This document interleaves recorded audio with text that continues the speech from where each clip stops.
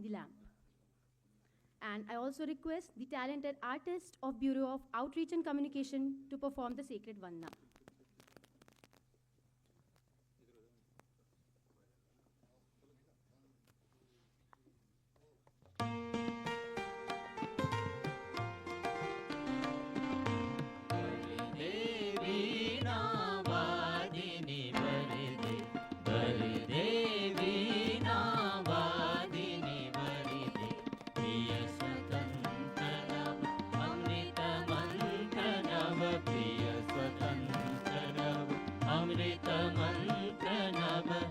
भारत में भर दे, भर दे, भारत में भर दे, भर दे, भर दे, वीणा वादिनी भर दे, भर दे, वीणा वादिनी भर दे, काट अंध उर के बंधन स्तर, महाजननी ज्योतिर्मय निर्झर, काट अंध उर के बंधन स्तर, महाजननी ज्योतिर्मय निर्झर, कलुष भेदतम हर प्रकाश भर, कलुष भेदतम हर प्रकाश भर, जगमग जग कर दे, भर दे, जगमग जग कर दे, भर दे, भर दे, वीणा वादिनी भर दे, भर दे, वीणा वादिनी भर दे, नव गति नव लय ताल छंद नव, नवल कंठ नव, जलद मंदरव, नव गति नव लय ताल छंद नव, नवल कंठ नव, जलद मंदरव, नव नभ के नव विहग वृंद को, नव नभ के नव विहग वृंद को, नभ पर नव स्वर दे, भर दे, नभ पर नव स्वर दे, भर दे, भर दे, वीणा वादिनी भर दे, भर दे, वीणा वादिनी भर दे, भर दे, भर दे, भर दे, भर दे, भर दे, भर दे।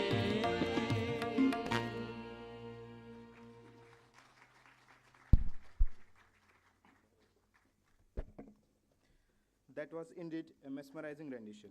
We extend our heartfelt appreciation to the artists for filling the air with melodic reverence by their soulful performance. I also thank all our esteemed guests for gracing the dais with their esteemed presence. Now, I invite Ms. Suman Preet Kaur, ISS 2024 batch, to present a sapling to Professor Raju Lakshman Karandikar, Chairman, National Statistical Commission.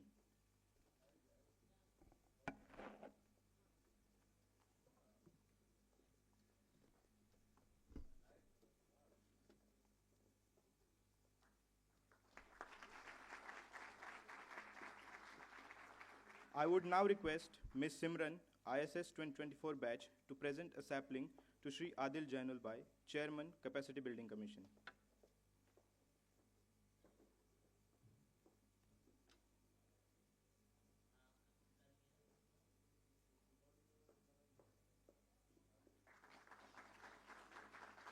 I would like to call Ms. Agrima Rastogi, ISS 2024 batch, to present a sapling to Dr. Saurabh Garg, Secretary, Ministry of Statistics and Program Implementation.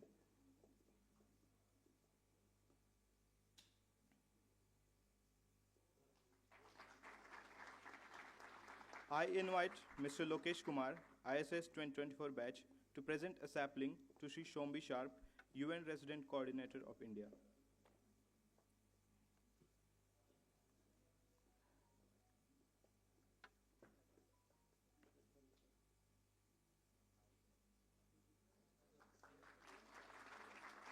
I would now request Ms. Payal Meena, ISS 2024 batch, to present a sapling to Shri P.R. Meshram, Director General, Data Governance, MoSPI.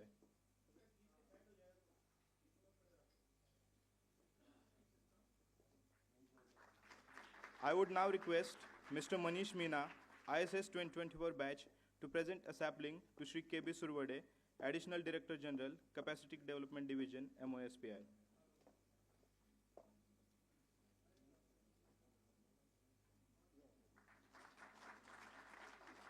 Now I invite Mr. Nayandeep Gupta, ISS 2024 batch, to present a sapling to Dr. J.S. Tomar, Deputy Director General, NSSTA.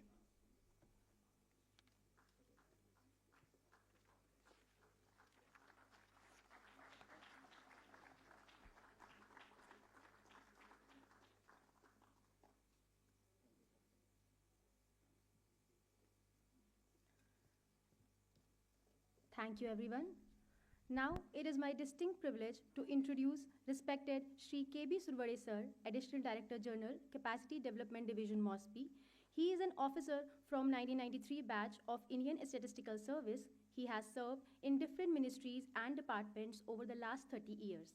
To formally extend a warm welcome to this August gathering, I request Shri KB Survade Sir to deliver the welcome address.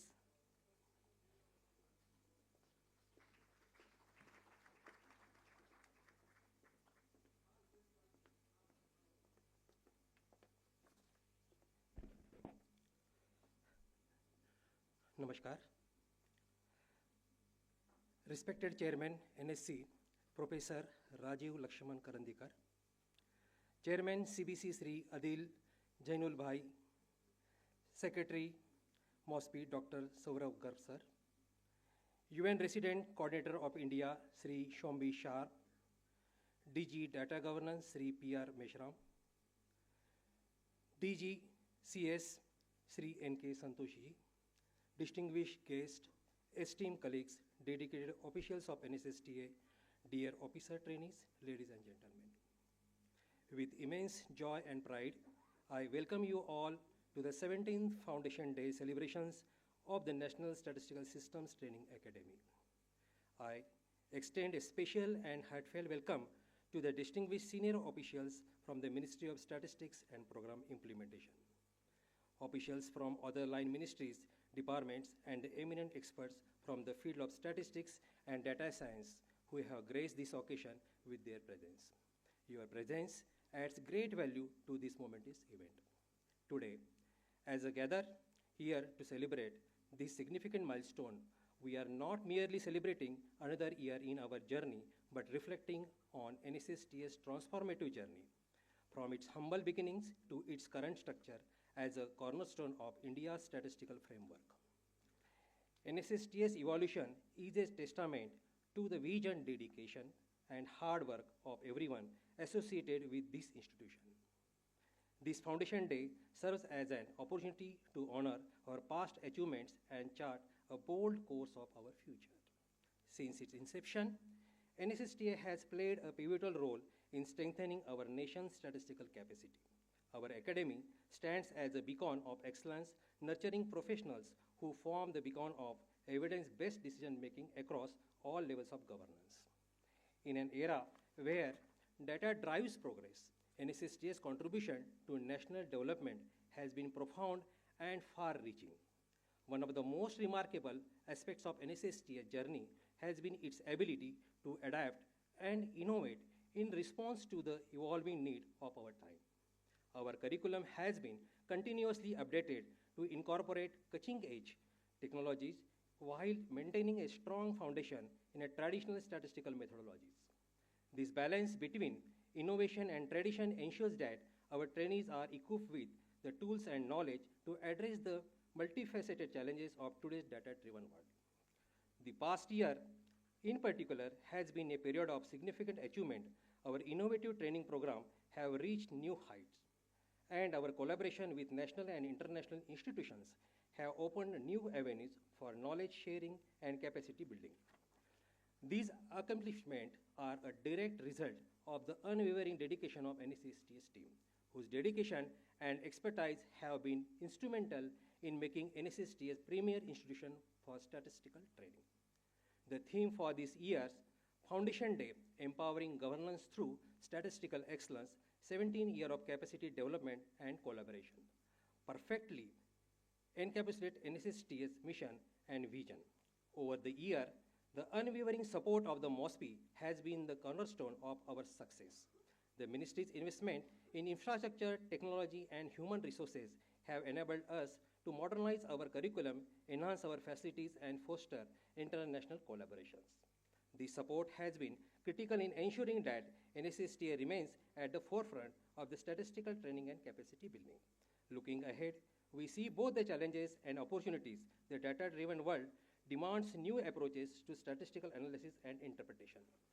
Big data, emerging technology, data visualization, real-time data, and economic development, these are the just few areas where your expertise will be crucial. The Ministry of Statistics and Program Implementation has consistently demonstrated its unwavering commitment to advancing our nation's statistical system, and its steadfast support has been cornerstone of NSSTA's growth and evolution. Our vision for NSSTA extends beyond national boundaries. Through strategic partnership and collaborations with the international agencies, we aim to position our academy as a global leader in statistical training. This ambition reflects not just our aspiration, but our responsibility to contribute to the broader international statistical community. The success of any institution lies in its ability to foster innovation while maintaining its core values. I call upon all stakeholders present here today to join hands in this endeavor. Let us work together to strengthen our collaborative networks, share best practices, and create an ecosystem that promotes excellence in statistical education. To our trainees, you are the heart and soul of NSSTA. You are not merely dedicated training officers, you are the future architects of India's data governance framework.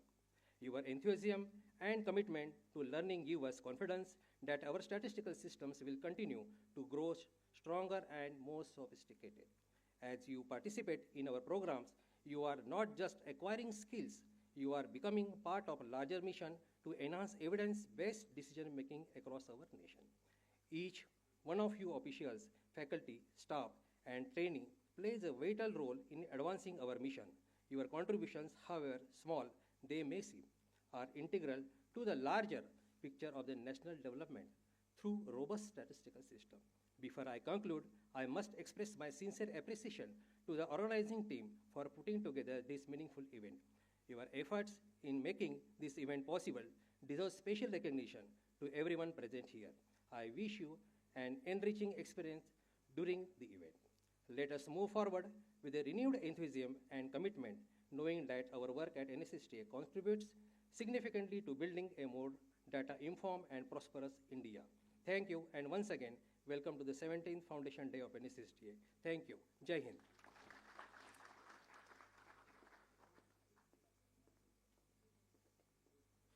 Thank you so much, sir, for your warm and inspiring words. Now, we have with us Shri P.R. Meshram, sir, Director General, Data Governance, Ministry of Statistics and Program Implementation. He is an officer from the 1992 batch of the Indian Statistical Service, who has been serving the Indian statistical system for over 30 years with vast and varied experience of working in different departments. I request Shri P.R. Meshram, sir, to address us on the topic, Evolution of Statistical Systems and the Academy's role in strengthening the systems. Please, sir.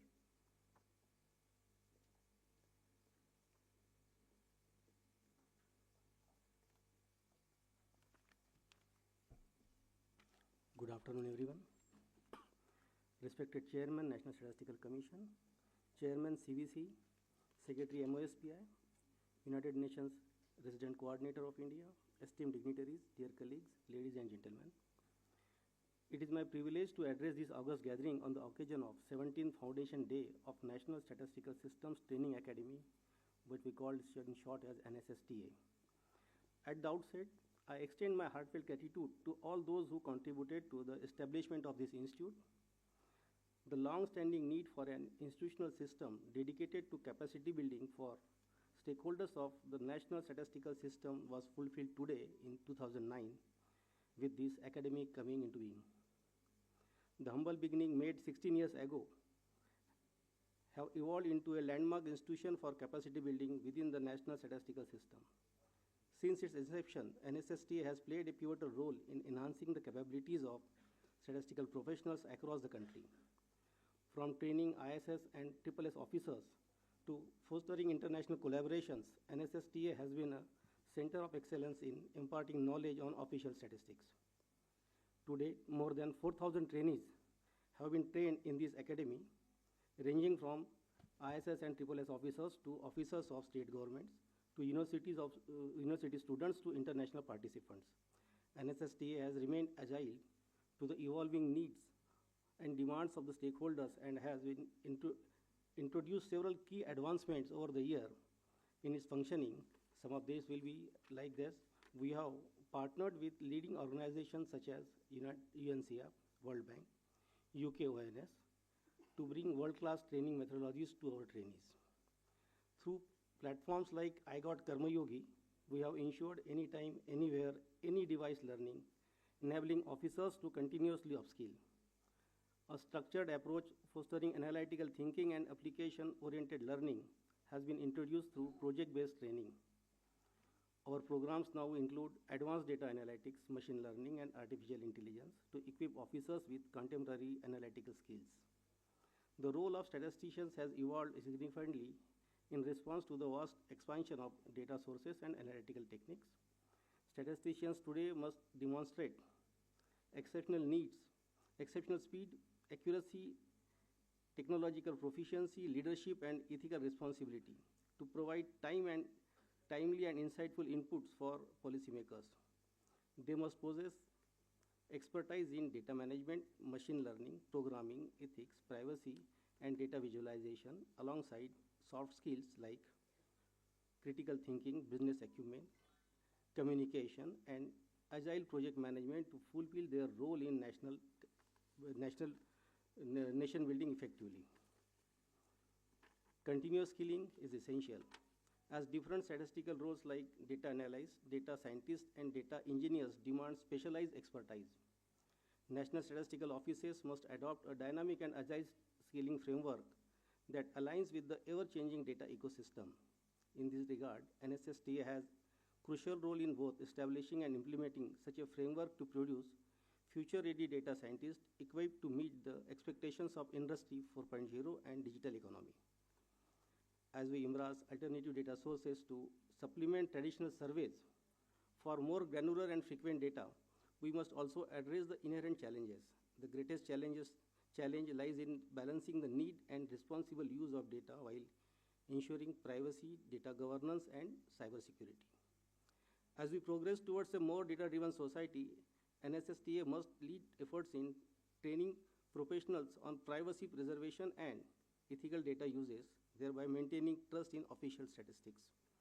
Looking ahead, our collective responsibility is to build a statistical ecosystem that is resilient, technologically advanced, and globally benchmarked.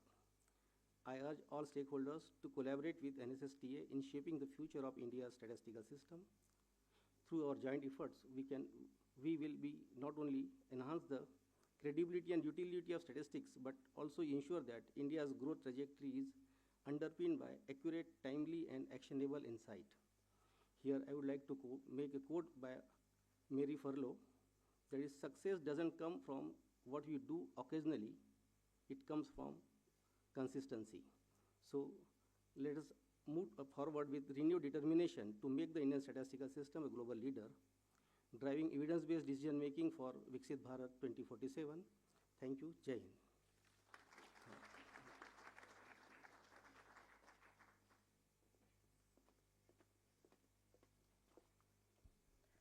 Thank you, sir, for your enlightening address.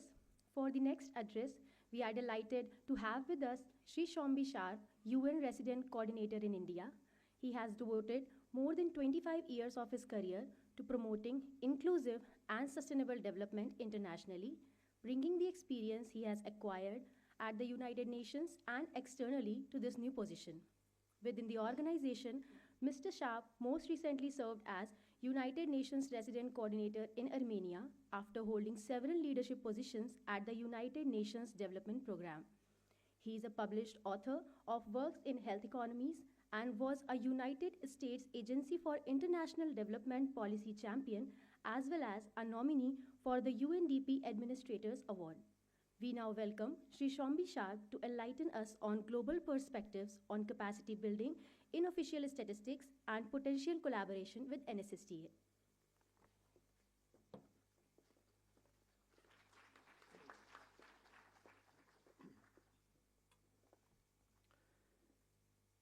Thank you, Chairman of the National Statistics Commission, Chairman of the Capacity Building Commission, Secretary of MoSPI, DG and ADG and DDG of MoSPI, to all of you here in the room. It's a great honor, dear friends. मुझे National Statistical Systems Training Academy में आकर बहुत खुशी हुई.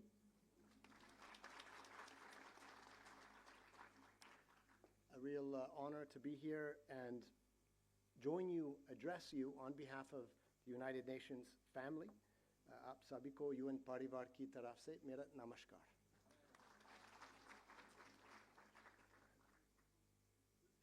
I think that, this day, this milestone represents not just 17 years of 17 foundation days, 17 years of the NSSTA, but also is a great testament to India's enduring commitment to strengthening statistical infrastructure, both here in India and in other countries. The very fact that this auditorium, this August auditorium, is named after, carries the name PC Mahalanobis, conjures up this great, important history. And I know, for me, as having been a student of economics, I was never a statistician, but I had enough exposure to statistics to gain a great reverence for the importance of statistical strength in systems. And I think that, obviously, the most mundane of analogies, you can say that, well, if you're, one leg is in 0-degree water and the other leg is in 60-degree water, on average, maybe that looks quite nice, but in reality, it really isn't. And humans, we are, by default, emotional people. So, humans might see a plane crash somewhere and say, oh, that's so risky, I'm not going to fly in a plane again, and then make the mistake of driving long distances, when in reality, statistics will tell us that's the most dangerous thing you can do. So we need good, accurate statistics as the compass to drive us in the right direction.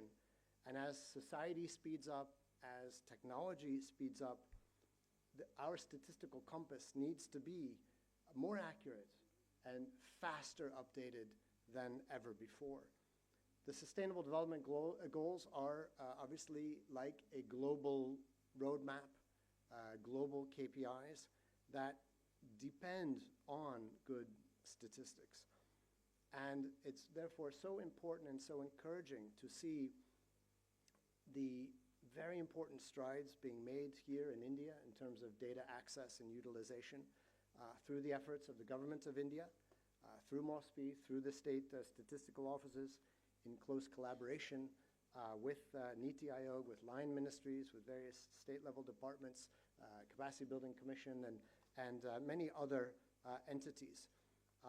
We see we are benefiting, obviously India is benefiting from a great amount of important data, household consumption survey data, improvements in instruments and periodic labor force surveys, and modernization of also India's administrative data that is coming out of these very large-scale Jan Andolan initiatives of the government, which are helping to drive really the path forward in view of such ambitions, in view of course, 2030 SDGs, and India's ambition for the SDGs, India's ambition for 2047, Viksit Bharat, and many others.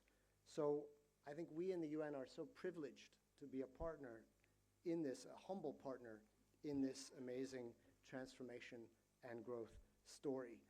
We have an MOU, a tripartite MOU with MoSPI and with NITI Aayog that allows us to really strengthen this collaboration and to help ensure that data, the new oil, as has already been said for quite some time, is not a great divider, as is happening in many parts of the world, but is a great uniter. And India, with its strength and diversity, there is simply no more important place to have this unity brought together by data. The SDGs, India's embracing of the SDGs is truly incredible.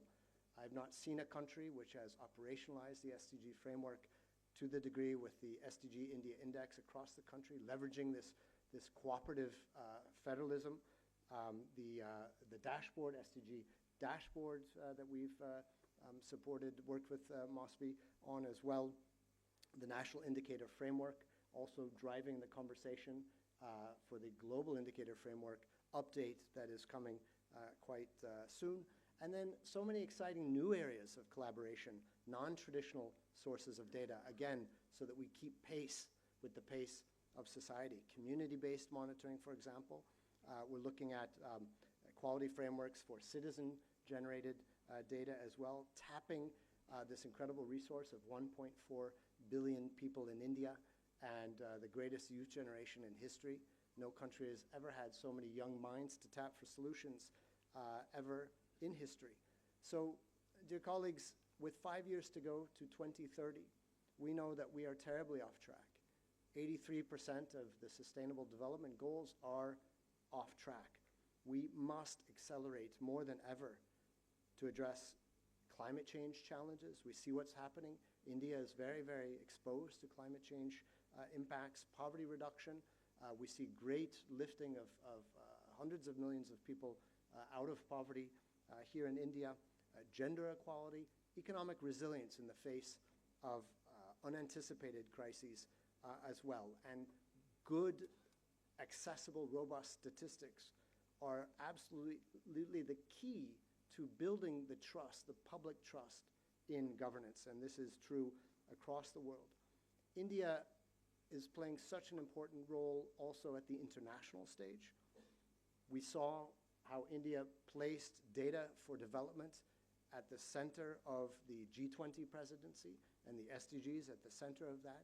India has played and will play a very important role in bringing the Global Digital Compact agreed by the world leaders at the General Assembly last fall to life. And India's digital public infrastructure, world-class digital public infrastructure, is a key to serving as a conduit to making data come alive for the benefit of citizens. We're very pleased that India is again a member of the UN Statistical Commission, driving that global conversation on how to strengthen global statistical systems. Very proud that India is also joined the UN Committee of Experts on Big Data and Data Science for official statistics as well. So all of this, I think, shows to India's influence in the global statistical community and this great opportunity to bring the story and the views of India to the global stage, also for the benefit of other countries. We participate also with South-South cooperation initiatives of India, capacity building. Their community also very, very important, and we have a brand new partnership with the Ministry of External Affairs on amplifying India's South-South cooperation, technical cooperation for the benefit of other countries as well.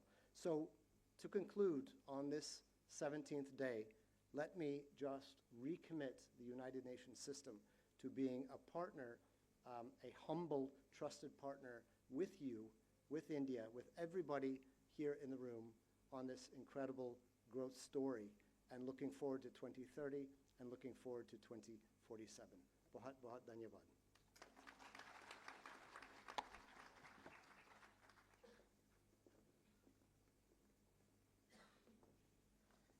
Thank you so much, sir, for broadening our horizons with your global perspective. On this occasion, we are honored to have Dr. Saurabh Garg, Secretary, Ministry of Statistics and Program Implementation. He is a 1991 batch Indian Administrative Service Officer of the Odisha cadre. Sir previously served as Secretary of the Ministry of Social Justice and Empowerment, focusing on policies for vulnerable communities. As the Chief Executive Officer of the Unique Identification Authority of India, Sir led the team for strengthening the technology stack of the Aadhaar ecosystem. His past roles include positions in the Ministry of Finance, Government of India, where he played a key role in the direct benefit transfer programs and foreign direct investment policy formulation. Sir was on a secondment as an advisor at the World Bank in Washington, D.C. Sir holds a PhD from Johns Hopkins University, an MBA from IIM Ahmedabad, and a BTech from IIT Delhi. Now, it is my privilege to request Dr. Saurabh Garg sir to provide insights on India's statistical strategy and future priorities. Please, sir.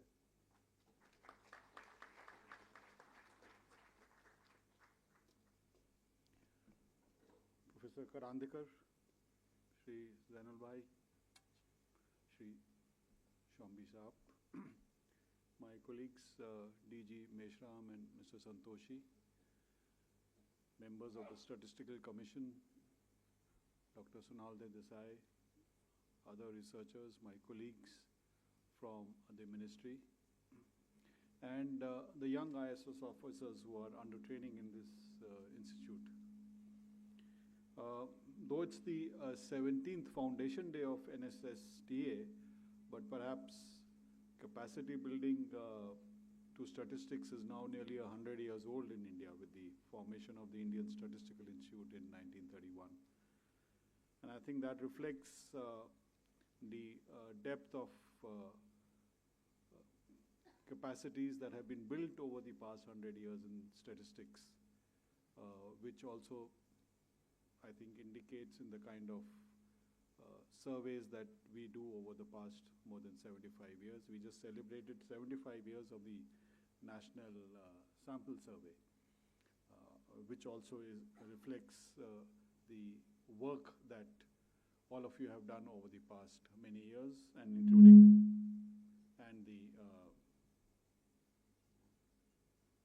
and all of your predecessors. The NSSTA also participates in this important International Statistical Education Center run by the ISI Kolkata, and they have a partnership, and I think they have a number of other partnerships, including with the UN SCAP, where people are coming for courses out here. So I'm sure the kind of training, the kind of exposure that both the faculty out here and other participants get is something which is worth talking about. I just want to mention a bit on what is the present environment, if I can put on for the statistical system, and going forward, what we would need to think of as we move forward towards a Viksit Bharat 2047. And I'm taking this opportunity because I think a lot of our senior officers from different divisions are here, and especially, of course, the younger officers, of course, here. The number one is, of course, the technological environmental change, which both offers challenges and opportunities going forward. The fact that we have a lot more innovations in data collection makes it all the more relevant for a lot more cost effectiveness and monitoring that is required to be done. Digitalization and e-governance initiatives are, I would say, a third area that we need to perhaps look at, and what we can work on it as we go forward in our statistical work. Over the past decade, now we have a number of unique identifiers. We have Aadhaar, we have GST, we have PAN, we have Udyam. And I think this also offers a lot of challenges and opportunities, especially for integrating data from different databases, and therefore getting some more analysis, and which will help decision making. Alternative data like mobile data, scanner data, nightlight data are another source which we have yet to fully integrate in our work, but I think that's another area of work going forward. User expectations are also increasing. Everyone wants the data yesterday. its high frequency, and the insights that can be drawn that are increasingly becoming even more important. And of course, one area that we recently had a discussion on is the possible decline in response rates, especially in certain categories. I'm sure all of you are aware the kind of issues that UK is grappling with in its labor force survey, and I think that we need to be cognizant of as we go forward. Why I'm just mentioning these is this is something that we need to take into account going forward, and I'm sure the work in NSSTA will help us to think on each of these strategies. Not to say that we haven't done work. Administrative data sources, that is something one of our focus, how to strengthen the coordination across the ministries. We have already circulated a revised national data structure, and we are working with the ministries on having the common identifiers in the databases so that that is something that can help us as we move ahead. GST data is something, how we can enhance GDP calculations and enrich that. That is something which is a work in progress. Going forward, collaborations would increasingly become important. We're doing a number of data users conferences. We've done, I think, more than 8 or 10 over the past year or so. And having brainstormings, we did one on treatment of free items under PDS. Just last week, we did one on how to measure the knowledge economy better. A few weeks back, on the digital economy, there was a work done. Informal sector coverage, how to improve. And these user data conferences, I think, open up opportunities for collaboration, which will increasingly become important as we move ahead. Alternative sources of data, I mentioned one, e-commerce data and CPI compilation. I think that's, again, a work in progress. The kind of research proposals that have already come, some from IIT Kanpur, IIIT Delhi, and others that we are working on, I'm sure will throw up more ideas and more work on how to integrate alternative data, administrative data with the work. A lot of work all of the different divisions have done on increasing the frequency of statistics. I think in the last 1 year, the number of surveys that we've been able to release has been due to the fact that we have cut down the time taken between survey and the results. Going forward, we'll soon have monthly labor force indicators, we'll have the quarterly ASUs, and of course, the annual AAAC, which we hope to start from next year. And I think these are all keeping in view the environmental changes that are coming up, and district level data, which is what I think the surveys will enable us as we go forward. The engagement with the states is one important area that we are focusing on, and I think that's a lot of the states have responded, and we see a lot more interest in the states that how they can develop state-level indicators, state-level statistics, and of course, district level. And within all this, one area that we have to keep in mind is quality assurance. We can't have any issues on quality, and I think that's something that a separate division now is focusing on quality, and I hope to see results as we move ahead. And given our focus on ensuring that data is available for policy making, I think are the efforts in dissemination of data. The e-Sankhiki e-Sankhiki portal already has 134 million records now. WPI has already been onboarded on e-Sankhiki, and I'm sure we'll get more and more other ministries' data also onboarded into this. Statistical literacy is, I think, as important as the dissemination part. I think we've seen a number of advertisements. Radio jingles will also start. And working papers, I think 5 or 6 we have published, published internally and circulated to ministries, which are helping to sharpen the focus on policy changes, and I think the budget is also reflecting some of those issues. So going forward, I think these will remain our priorities in terms of blending survey and administrative data, automating the production processes even more than what we are doing, how to incorporate chatbots. Some work has started already in having AI-enabled chatbots into our CAPI. data science capabilities. I think the number of courses that we have started doing with the help of the CBC is something that is work in progress. And NSSTA plays an important role in that.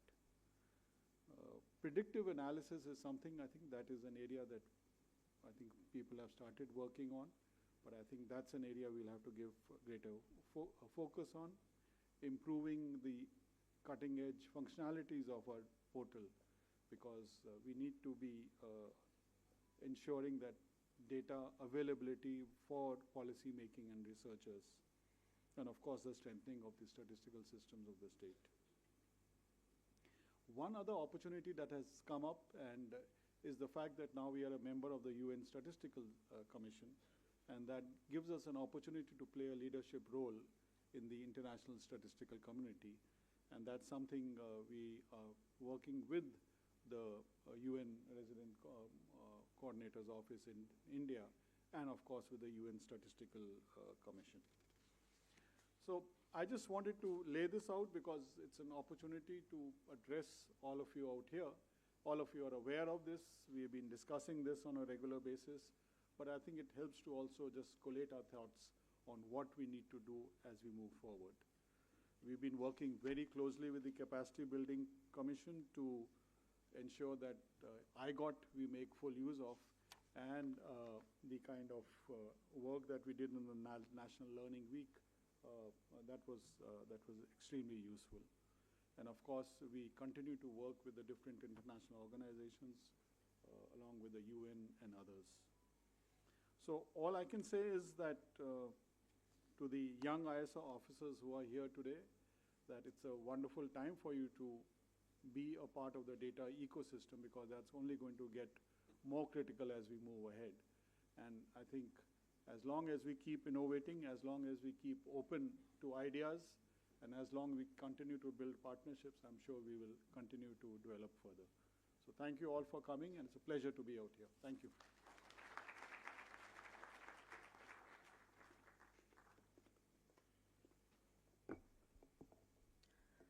Thank you, sir, for your visionary address. Your perspective will undoubtedly serve as guiding principles for our continued progress in this domain. As we move further, we are privileged to have with us Shri Adil Zainul Bhai, Chairman, Capacity Building Commission. He is known as one of the world's foremost management consultants, retired as Chairman of McKinsey & Company India after a 34-year career.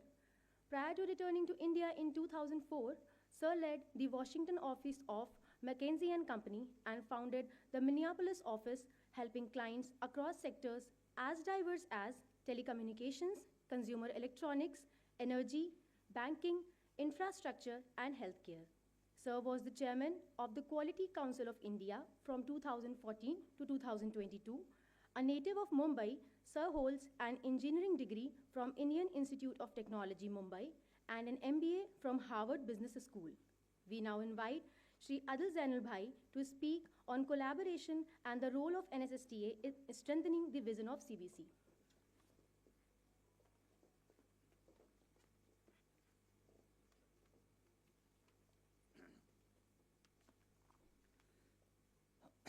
Thank you.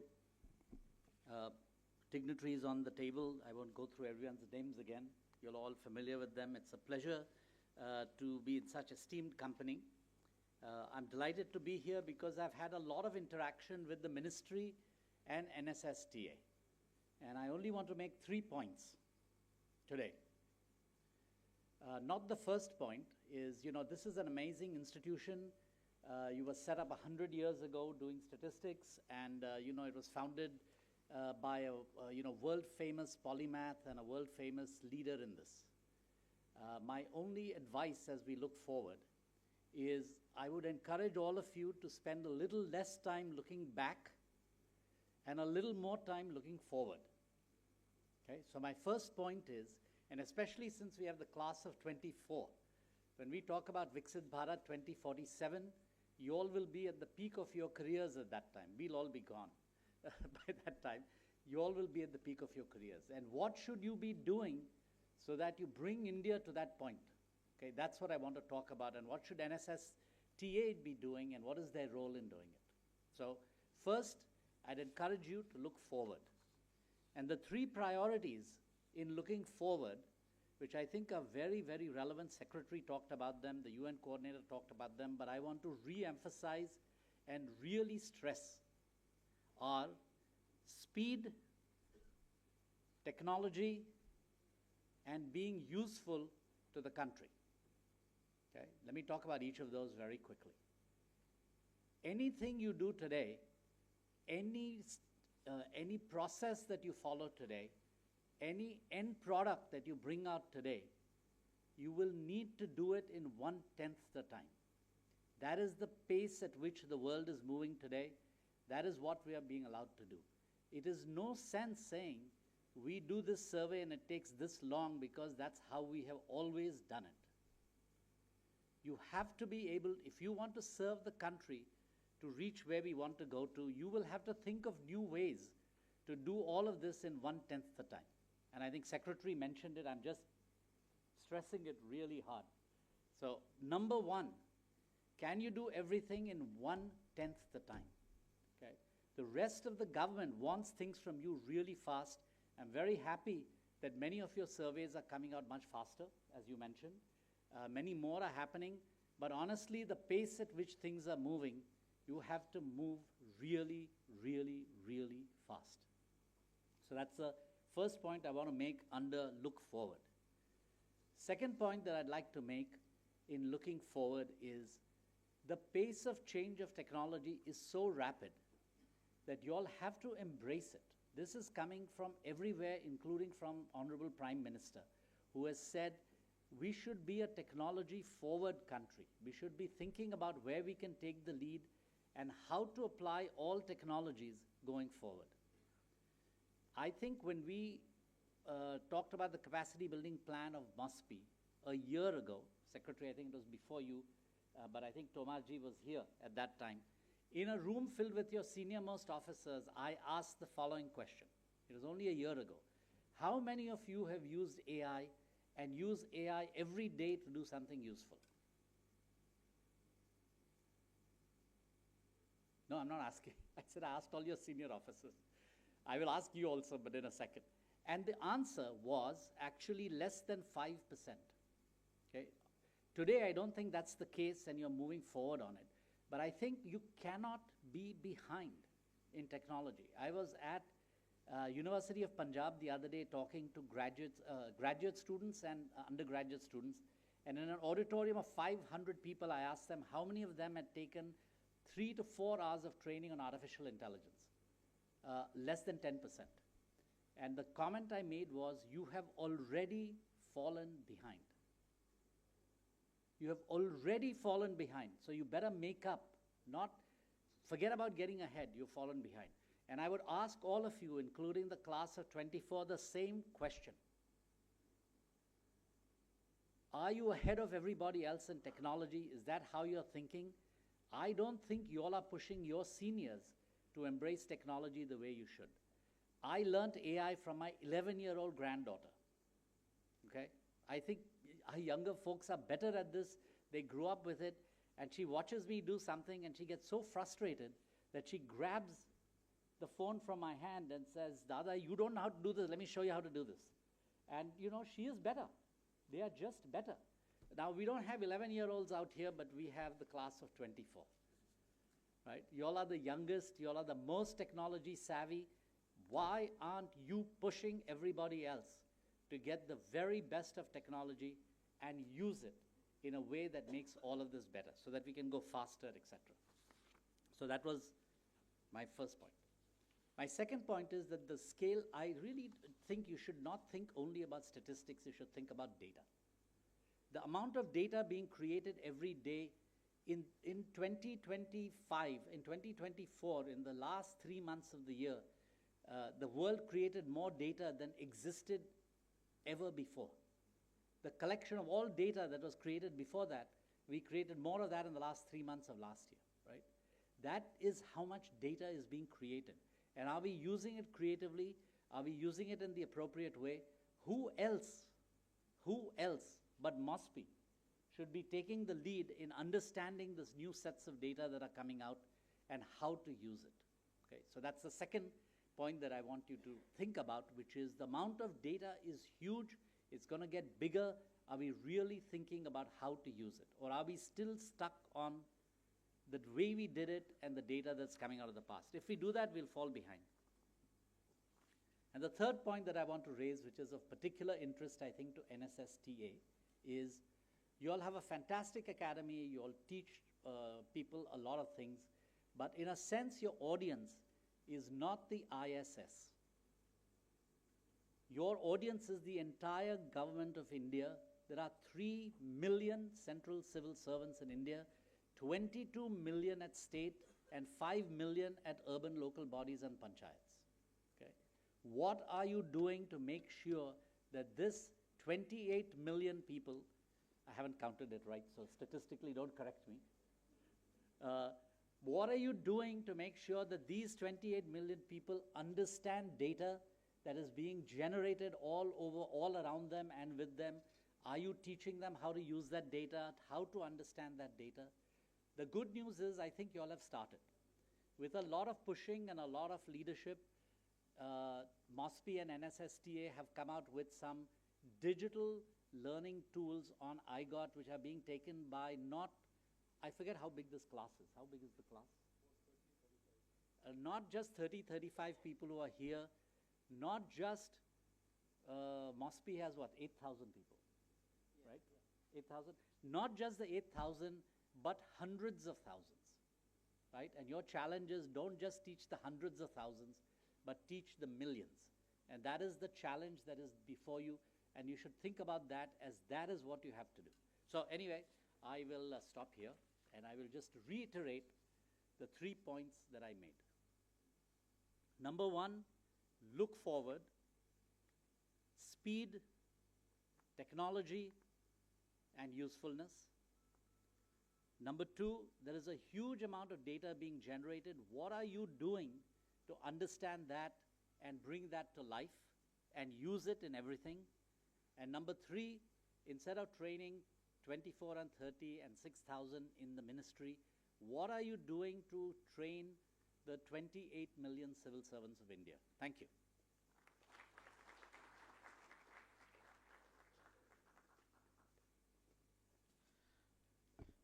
Thank you so much, sir, for your thoughtful address, highlighting the role of NSSTA in strengthening the vision of capacity building and for motivating us to contribute proactively to achieve the goal of Vikasit Bharat. Moving forward, now I consider it as my highest privilege to introduce Professor Raju Lakshman Karandikar. Sir is the chairman of National Statistical Commission and holding the post of Professor Emeritus at Chennai Mathematical Institute. He is a former head of Delhi Center of Indian Statistical Institute and is a renowned Indian mathematician and statistician. Sir also served as director of CMI from 2010 until 2021 and is the fellow of Indian Academy of Sciences and Indian National Science Academy. He is widely known for his 3 decades of work on probability theory as well as applications of mathematics and statistics to real-world questions, and was awarded National Award in Statistics in honor of Professor C.R. Rao by MoSPI and S.S. Bhatnagar Prize by CSIR. Sir is a recipient of P.C. Mahalanobis Gold Medal by Indian Science Congress Association 2014. He has authored books on stochastic, calculus, option pricing theory, and white noise, just to name a few. Sir, I request you to please enlighten us on the continuous role of NSC to strengthen the capacity development endeavor. Please, sir.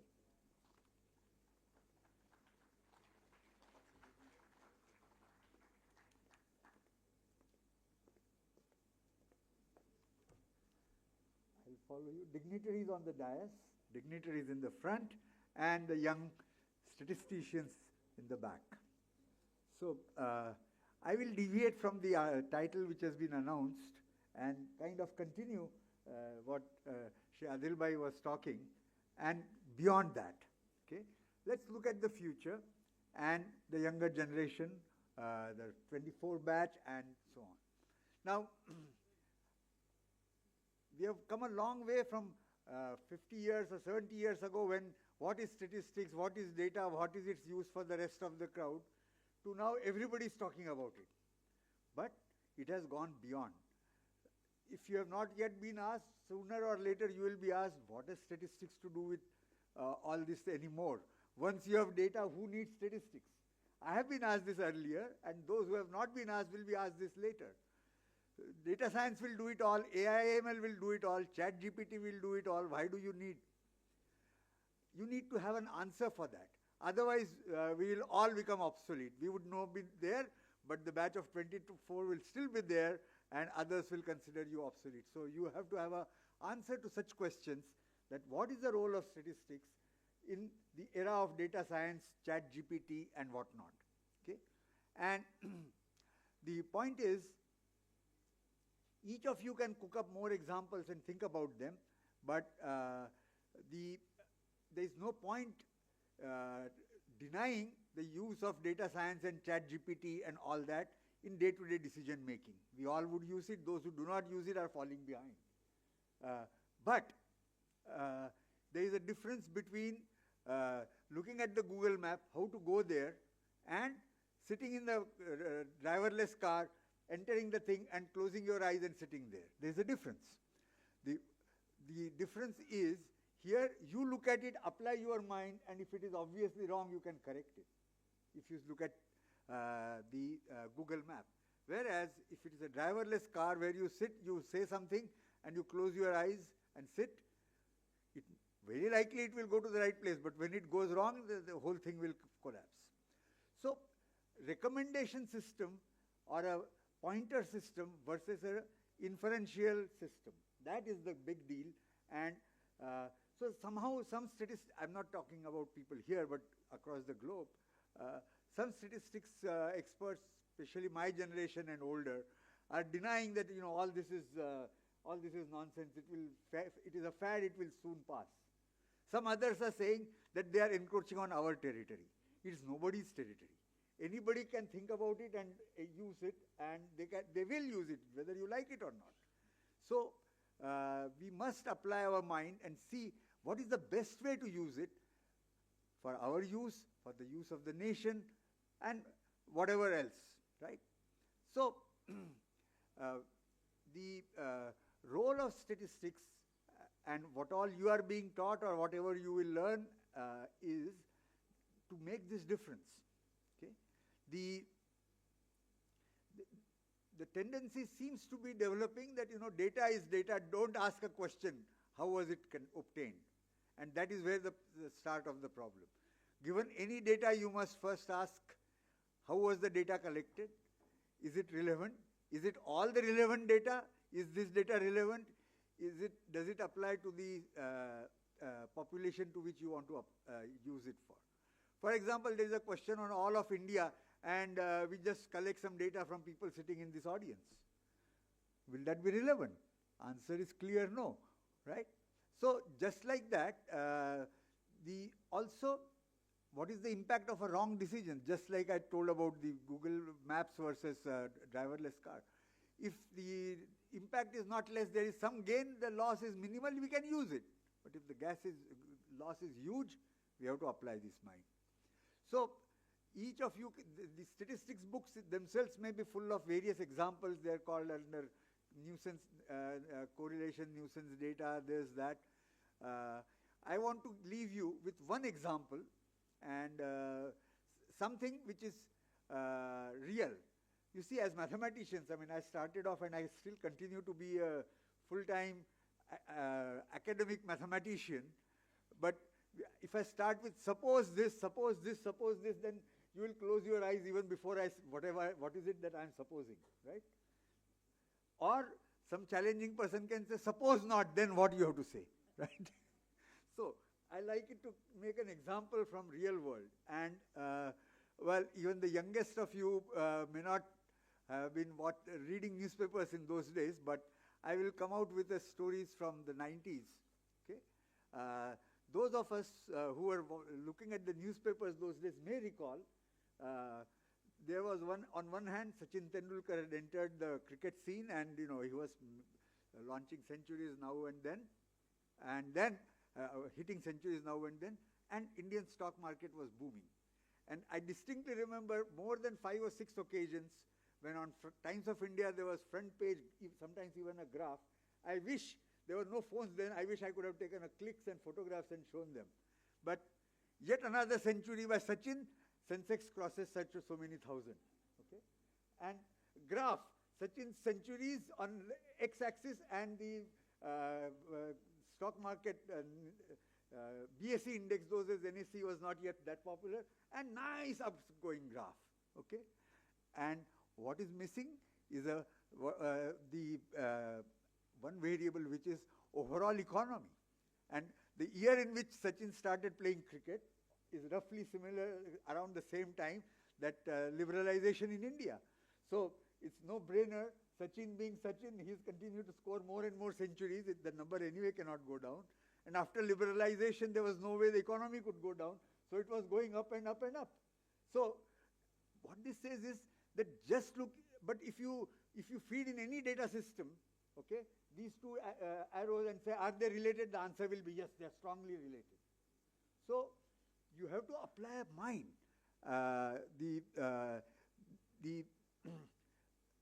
Whether the data is relevant to what we are asking a question, and are you missing some important variable? Okay, so that is where a statistician role is, and that, so the theorems and proofs, etc., are way of convincing you that if you think about it rightly, you will get a right answer. The thing is not that in your practice you must first see whether this theorem is proved by somebody or not. No. Okay, that should be teaching you what to think, how to think. Then you apply your mind to whatever you are doing. So let me stop here. Thanks. And thanks for changing my mind about what I was going to speak. Thank you.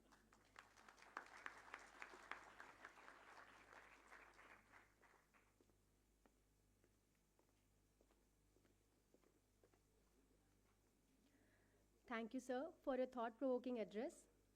It is with great pride that we have now arrived at one of the most significant moments of today's celebration, the official release of the report of the Statistical Training Needs Assessment Survey. This survey, designed and launched by NSSTA in collaboration with CBC on 28 November 2024 in the presence of the Secretary MoSPI and the Chairman CBC and over 100 officers from across Pan-India. This survey consists of questionnaires to assess individual as well as team skills level and training priorities of ISS officers. The survey report provides actionable insights into developing a tailored training strategy that not only addresses current competencies but also fosters a culture of continuous learning. The findings underscore the importance of strategic planning in designing focused training modules that address core areas such as advanced statistical techniques, IT tools, and effective communication while fostering interdisciplinary competencies. I now request all the respected dignitaries to come in front of the dais to officially release the report of Statistical Training Needs Assessment Survey of NSSTA MoSPI. Please, sir. Okay, thank you, sir.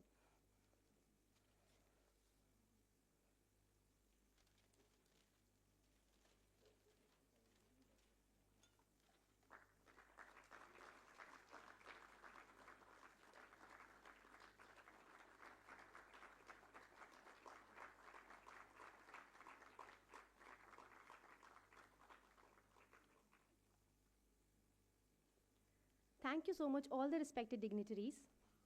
As we draw this enlightening inaugural session to a close, it is only fitting to express our sincere gratitude to all those who have contributed to making this event a success. May I now invite respected Dr. J.S. Tomar, sir, Deputy Director General, NSSTA MoSPI, to deliver the vote of thanks.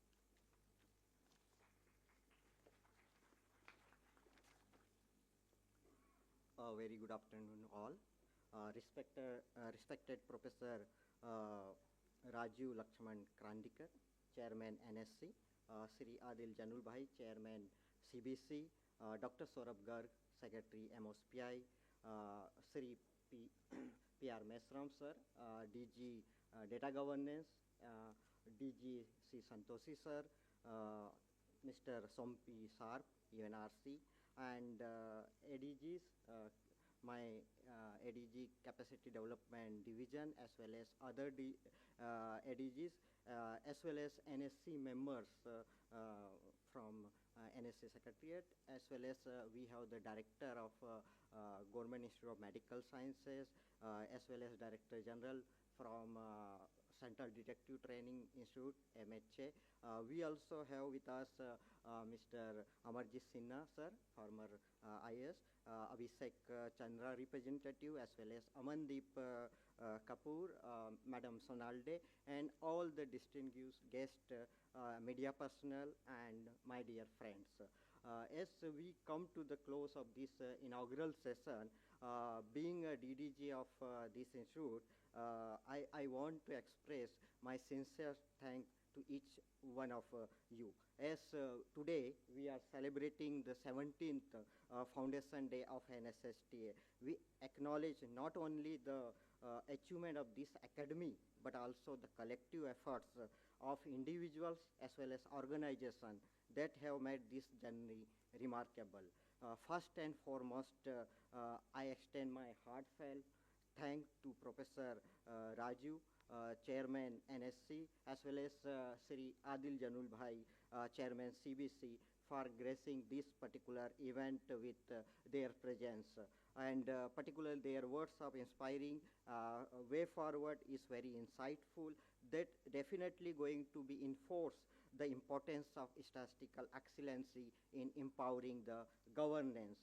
Let me extend my sincere gratitude to my secretary, Dr. Saurabh Garg sir, for his leadership as well as support in advancing statistical excellency. Sir, your vision has been instrumental in shaping the NSSTA journey, as well as going forward the different activity of this NSSTA Academy that will remain at the forefront for capacity building. My special thanks to Mr. Sompi Sarp, the UNRC. He accepted request of NSSTA to join this particular 17th Foundation Day, and today's he shared many insights for the collaboration, and we are keen as a training academy to work along with UN agencies. Let me express my heartfelt thanks to my DG, Mr. P.R. Mesram sir, because DG sir constant encouragement as well as invaluable support towards the growth of NSSTA. Sir, your dedication to strengthen the statistical capacity has been a cornerstone of our success, and we deeply appreciate your commitment, your support, sir. Let me express my sincere thanks to ADG Sri Kishore B. Survade sir, ADG of this division, for all kind of support to make all the events very successful.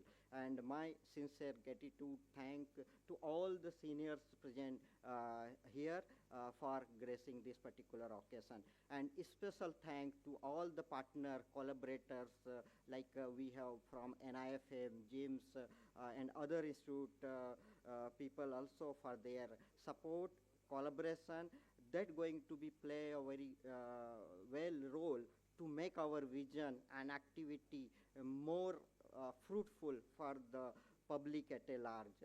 And I also want to express my heartfelt thanks to media personnel and Mr. Samrat as well for their presence and coverage of this particular event. I would also like to extend my gratitude to NSSTA officers, young probationers, and other members who organize this event, inaugural session and technical session and other activity. They very much involve in meticulously for all the minutely activities to make this event very successful. And finally, let me thank all who directly or indirectly contributed for this event, IT team, catering team, KL Bhavan, administration team, as well as CPWD, because for this nice flower decoration, electric, civil, all they supported us. And especially thank to the cleaning staff of NSSTA for their contribution. And let me thank everybody who present here. As we conclude this celebration, let us carry forward the spirit of collaboration and excellency to achieve the vision of Viksit Bharat 2047. Thank you one and all, and have a good rest of the day. Thank you very much.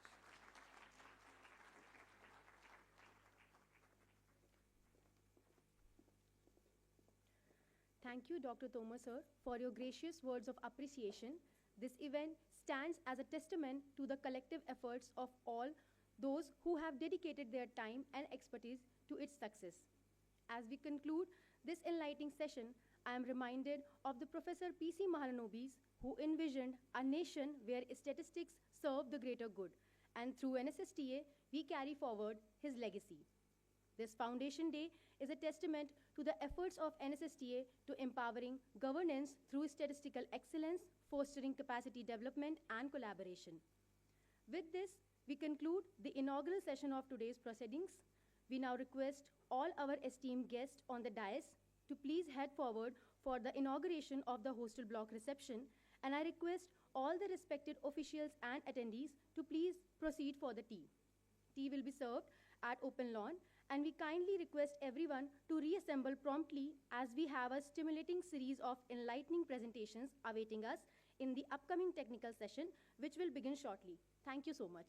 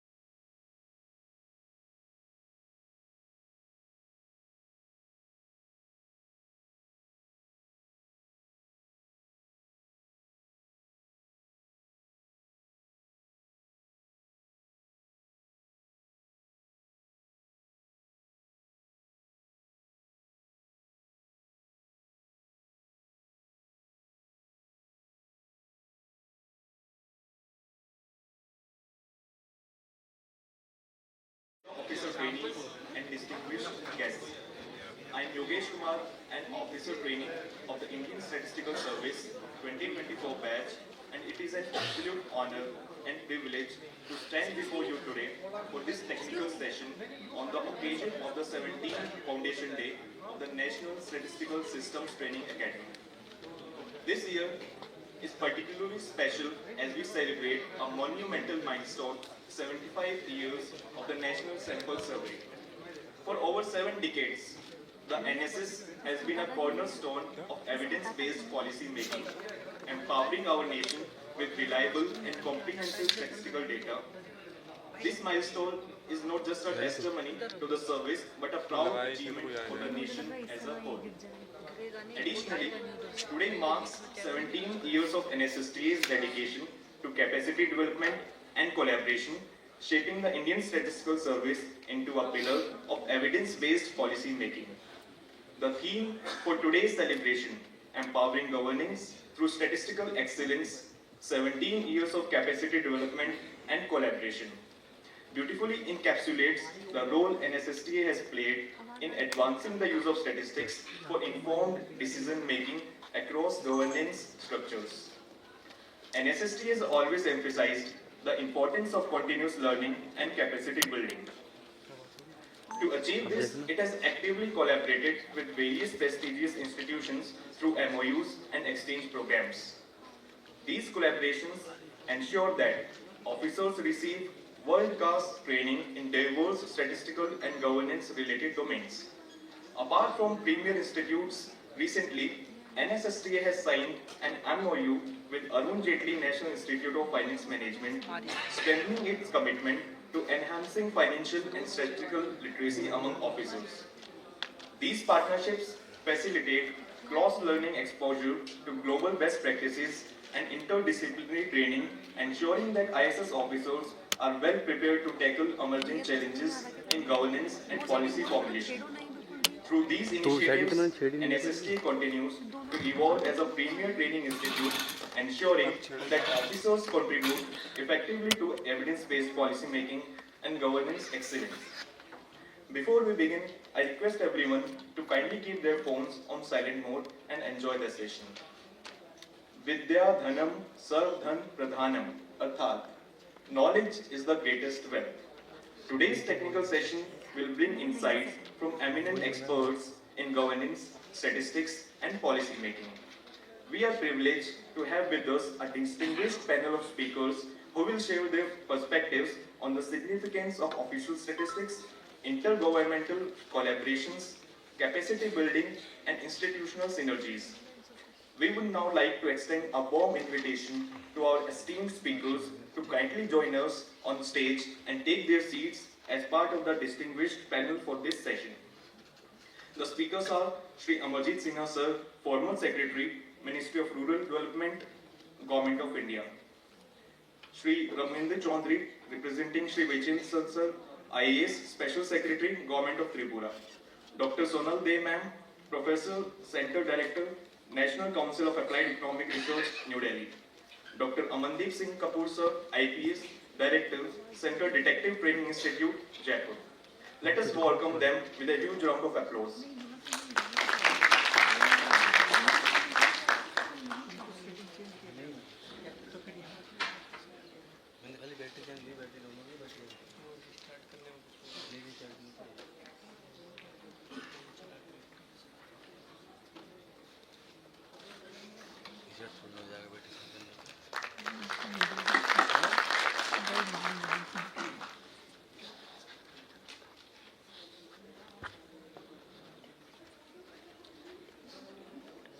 As a token of our heartfelt appreciation, we have arranged mementos for our esteemed speakers. I now invite Ms. Swati Gupta, ISS 2024 batch. Please come forward to present the memento to Shri Amarjit Sinha Sir.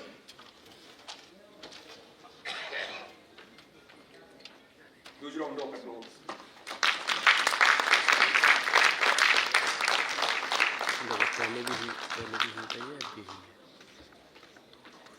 I now invite Mr. Prakhar Gupta, ISS 2024 batch. Please come forward to present the memento to Dr. Sonal De Ma'am, Desai Ma'am.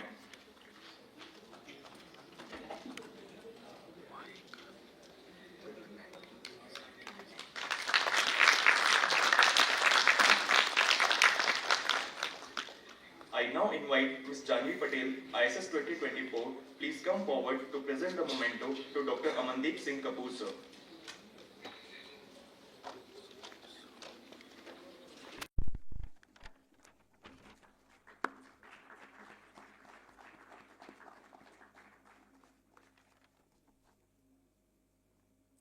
As we begin, our first speaker, Shri Amarjit Sinha sir, needs no introduction. A veteran bureaucrat with vast experience in governance, sir has served as Secretary, Ministry of Rural Development, Government of India. His contribution in the fields of rural development, education, and social sector policies have been exemplary. Today, sir will be sharing his thoughts on official statistics, use cases for decision making. I now invite Shri Amarjit Sinha sir to take the stage and enlighten us with his knowledge.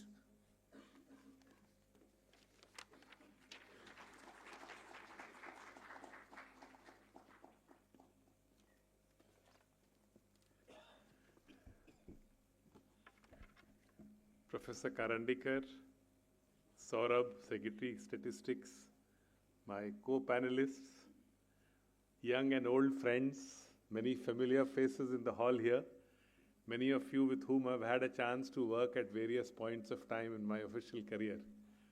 Let me salute the Institute, and I deem it a real privilege and an honor to be here when you are celebrating 75 years of the NSS. I was just reflecting that after 41 years in government and 75 years of NSS, I can say that at every stage of my career, I've had the occasion and the requirement to look at what the National Sample Survey says. I'm a very privileged civil servant who only got to work in sectors that he's fond of: education, health, and rural development. And let me tell you, in each of these sectors, your colleagues and their work enlightened us on what we should do. What I'll do in this brief 10 minutes, I'm not very good at keeping time, so somebody will have to tell me when my time is over.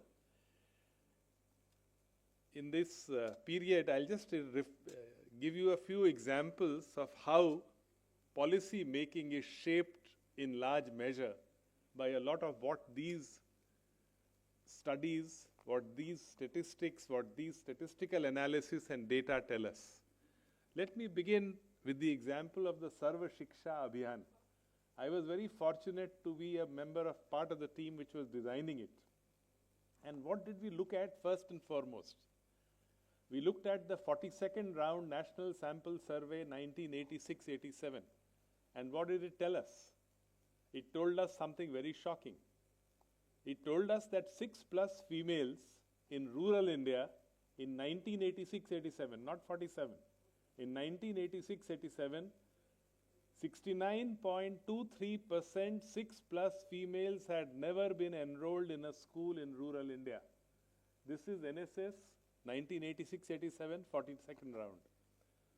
To make it very clear, an indictment of the neglect of primary education in the first 4 decades of development. We could do that with this data. And clearly, it set for us an agenda on what we need to do. Yes, other forms of research also help. And I was very fortunate to dabble in academic work along with my administrative work. I was a part of the public report on basic education, which Amartya Sen, Jean Drez, and others were also helping us to put together. And I must say that a lot of our findings were in consonance with what the 42nd round of NSS had said. I can give examples and examples. The 71st round NSS data, 2014, boys or girls, rural or urban, gross attendance rates are the same. Clearly, Sarva Shiksha Abhiyan had made some change as far as school participation is concerned. Boys or girls, up to class 8, they had started coming to the school. And what the NSS was saying was reiterated by the National Family Health Surveys as well. Learning outcomes still poor, but when it came to participation, something had changed. Girls had come to schools, vulnerable social groups had come to schools. So as a supply side Abhiyan, perhaps Sarva Shiksha Abhiyan had made a difference. We could say that by looking at the 71st round NSS. Then again, very fortunate civil servants get these opportunities. I got a chance to design the National Rural Health Mission thereafter. And there again, our guiding light were the NSS surveys. They told us what the out-of-pocket expenditures are on, and they are telling us repeatedly. It's a different matter that many a time we don't look at the evidence simply because we don't want to. Clearly, the evidence at that time was telling us from the NSS that doctors, drugs, and diagnostics account for majority, the substantive part of the out-of-pocket expenditure. Doctor, drugs, and diagnostics.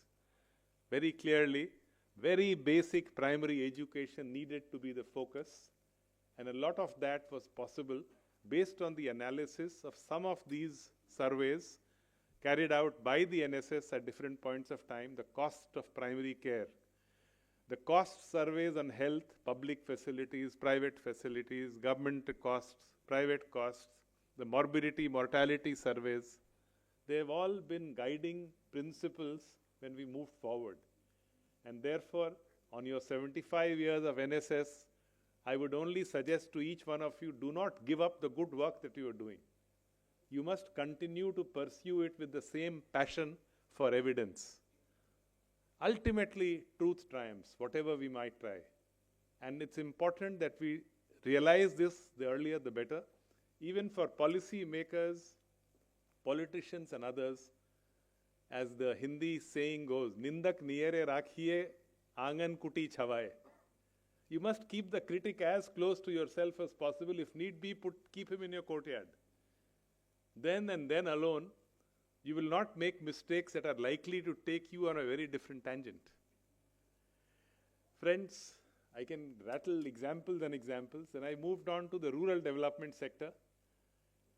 One of my colleagues we worked together, Gaya Prasad ji is here. We are all working on the housing program.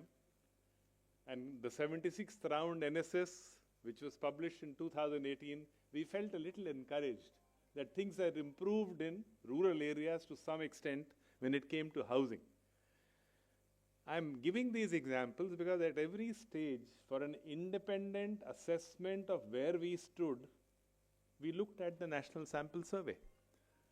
If somebody wanted to critique the Mahatma Gandhi National Rural Employment Guarantee Program, two sets of researchers, Dr. Sukthankar, Dr. Clement Ebert, and John Papp, their studies on corruption in Mahatma Gandhi Narega were based on your NSS reports of public employment in a particular geography. What is it that the program was claiming and what is it that the NSS was actually confirming? And the gap between the two was seen as the leakage or the corruption. So in so many ways, not only in framing policies, but in also improving accountability in the system.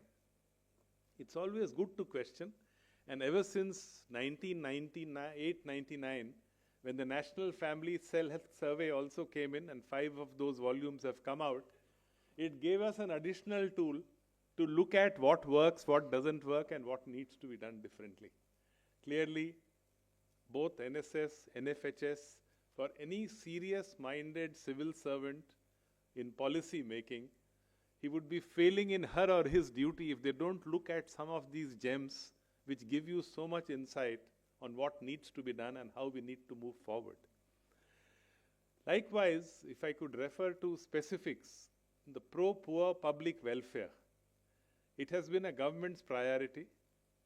A lot of work has gone into it, opening of bank accounts for women, immunization of children, life insurance, accident insurance, LED bulbs, electricity connections, Ujjwala connections. Your 78th round NSS looked at just some of these factors. And it really helps us to sift where we truly stand. It gives us an idea whether or not what we were claiming to have done has worked. I was fortunate that the Honorable Prime Minister assigned me the responsibility to coordinate the work of the Gram Swaraj Abhiyan, where we are trying to reach 7 of these benefits to every beneficiary in 63,974 purposively selected villages. What was common of these villages? They all had more than 50% scheduled caste, scheduled tribe population. They were really the poorer villages with a size of 1,000 in plain areas and 500 in hill areas. The 78th round NSS 2021 bears out that on many of these, the gains were substantive, but it also speaks a truth which it has been consistently speaking. We have done very well on sanitation from where we were, but we have not reached 100%. NFHS, 76th round NSS, 78th round NSS, all of them confirm that we are still away from complete 100% open defecation free in all rural areas. You look at the Mission Antyodaya data. I'm referring to different data sets. The Panchayati Raj and Rural Development Departments look at that data, and this data is validated by the community. The validated data from the community also brings us closer to the truth. Gains there have been in many sectors, substantive progress, but when departmental MISs claim what is not really the ground picture, either the NFHS or the NSS does find out what the ground reality was. So clearly, as a method of triangulation, the National Sample Survey has served a very, very useful purpose. Friends, in recent times, if I were to give some more examples, female labor force participation rates. While the debate can rage, but it's a fact that in recent years, 2017-18 onwards, from a 24% female labor force participation in rural India, we moved up to about 42%. While some say that this is a recognition and a formalization of women who are already working, but we also have from the NSS the data which says that in agriculture employment has gone up, that nano and micro small enterprises numbers have also gone up. Many of them may well be one-person enterprise, but it seems that credit has had some impact. When we look at this data from the NSS and try to understand it from the lens of the National Rural Livelihood Mission, where 100 million women across India are a part of the self-help groups and the women's collectives, and more than 50 million have a credit linkage, then certain things start falling in place. We are not saying that everybody has become rich overnight, but all we are saying that access to credit seems to have improved at the cutting edge level. Just as the ease of living improved with many of the things that I mentioned, bank accounts, housing, sanitation, and so on, perhaps even access to credit, and that shows in higher numbers for nano enterprises at the rural level, may not be very high economic activity. Because when you look at the, again, something which is published by your department only, the monthly per capita consumption expenditure, there are lessons there, clear lessons for all of us. And when you start looking at data, triangulated data from different sectors, it tells you a fascinating story. And let me tell you, I personally feel that all data finally turns out to be consistent with each other. If I could just bring it to your notice, we have been arguing for decentralization, but we are arguing it simply on the basis of our beliefs, of our ideologies. For the first time, the Reserve Bank of India in 2023, in its report chapter 9 on panchayats in India, did a detailed study on devolution index in every state, and then compared the progress on health, sanitation, and human development indicators. Very clearly, the RBI study establishes that if decentralization is high, achievements on human development are also better. Point number one. Point number two, if I read that along with the monthly per capita consumption expenditure data, it tells me the same story again. It is the same Kerala, Tamil Nadu, Himachal, Sikkim, and Goa, which have the highest per capita monthly consumption expenditures, a proxy for incomes. And these are also the states which figure in that list of decentralization leading to human development leading perhaps to higher incomes. And a fourth order correlation, why is it that private investments flock to these regions only? Why Tamil Nadu still gets a lot of the investments from the private sector for industry and manufacturing? Why does Bangalore and around that area, Hyderabad and around, is decentralization, human development, higher per capita consumption expenditures and private investments all going together? Now these are some of the correlations that we need to work on, and clearly as statisticians, as very important functionaries of the state, it's your responsibility to stick to the evidence and nothing but the evidence.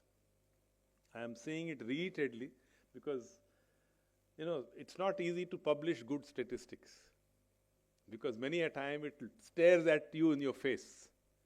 They may well be collateral damages, but that's what it is about. Unless and until we are true to ourselves, the data that we have captured is a statistic that we will provide. And that is the approach which has sustained the NSS for 75 years. It must reflect the ground truth as closely and as nearly as possible. And that requires, therefore, as part of this training program as well, the importance of the evidence collected properly following all the possible care is important, because your data has value only if you can legitimately claim that you've done it in the right way. So it's important to be right on the methods as well. I'll conclude by saying these were offhand examples, but if I put all of it together, what your service colleagues have given the country is a basis to know where we are.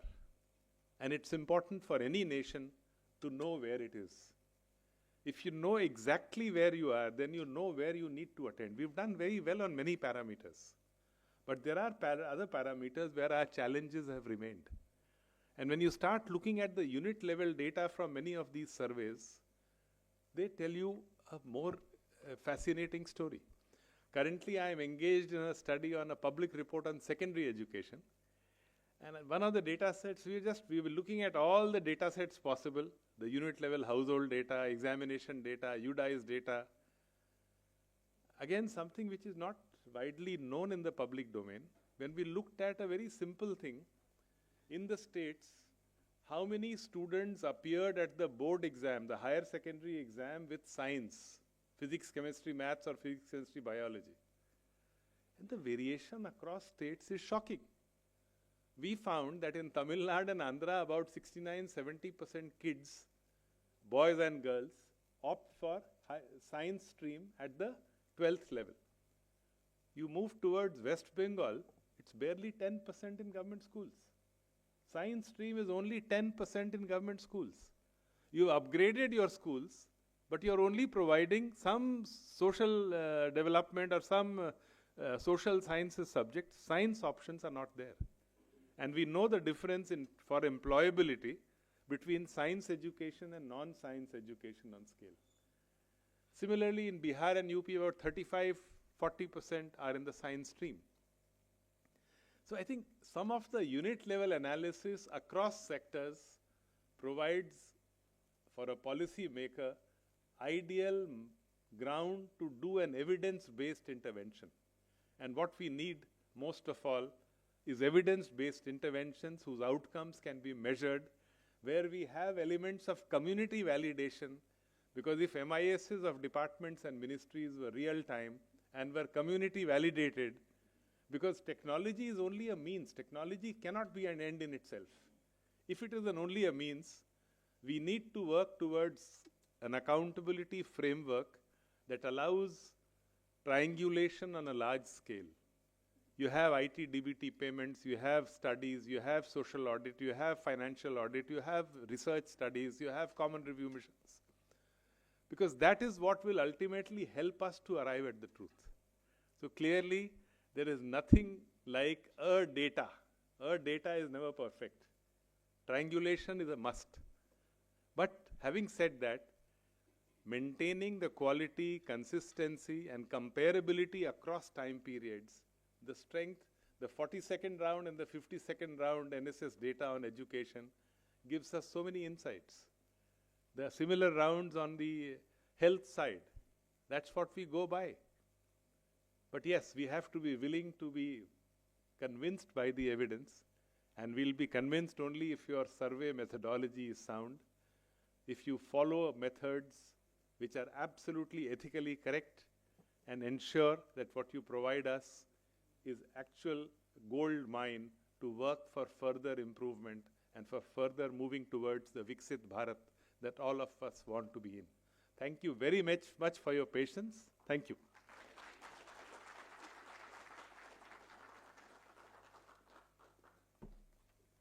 I extend my heartfelt gratitude Sri Amarjit Sinha sir for sharing his invaluable experiences on official statistics and demonstrating its critical role in decision making.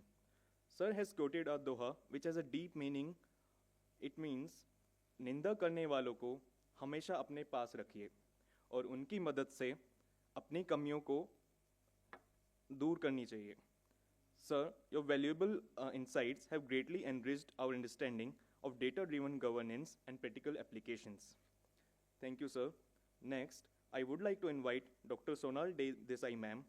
Ma'am is a renowned demographer and social scientist, currently professor and center director at NCAER, National Data Innovation Center, New Delhi, and distinguished university professor emerita at the University of Maryland. Ma'am leads the Indian Human Development Survey, a landmark panel study tracking societal change in India from 2004 to 2024. A Stanford PhD and fellow of the American Association for the Advancement of Science, ma'am has served as president of the Population Association of America and contributes to key government committees on statistics and policy. Dr. Desai ma'am is widely published and a frequent contributor to Indian newspapers. Today, ma'am will be sharing her thoughts on importance of capacity development for producing and using the official statistics. I now invite Dr. Sonal Desai ma'am to take the stage and enlighten us with their knowledge.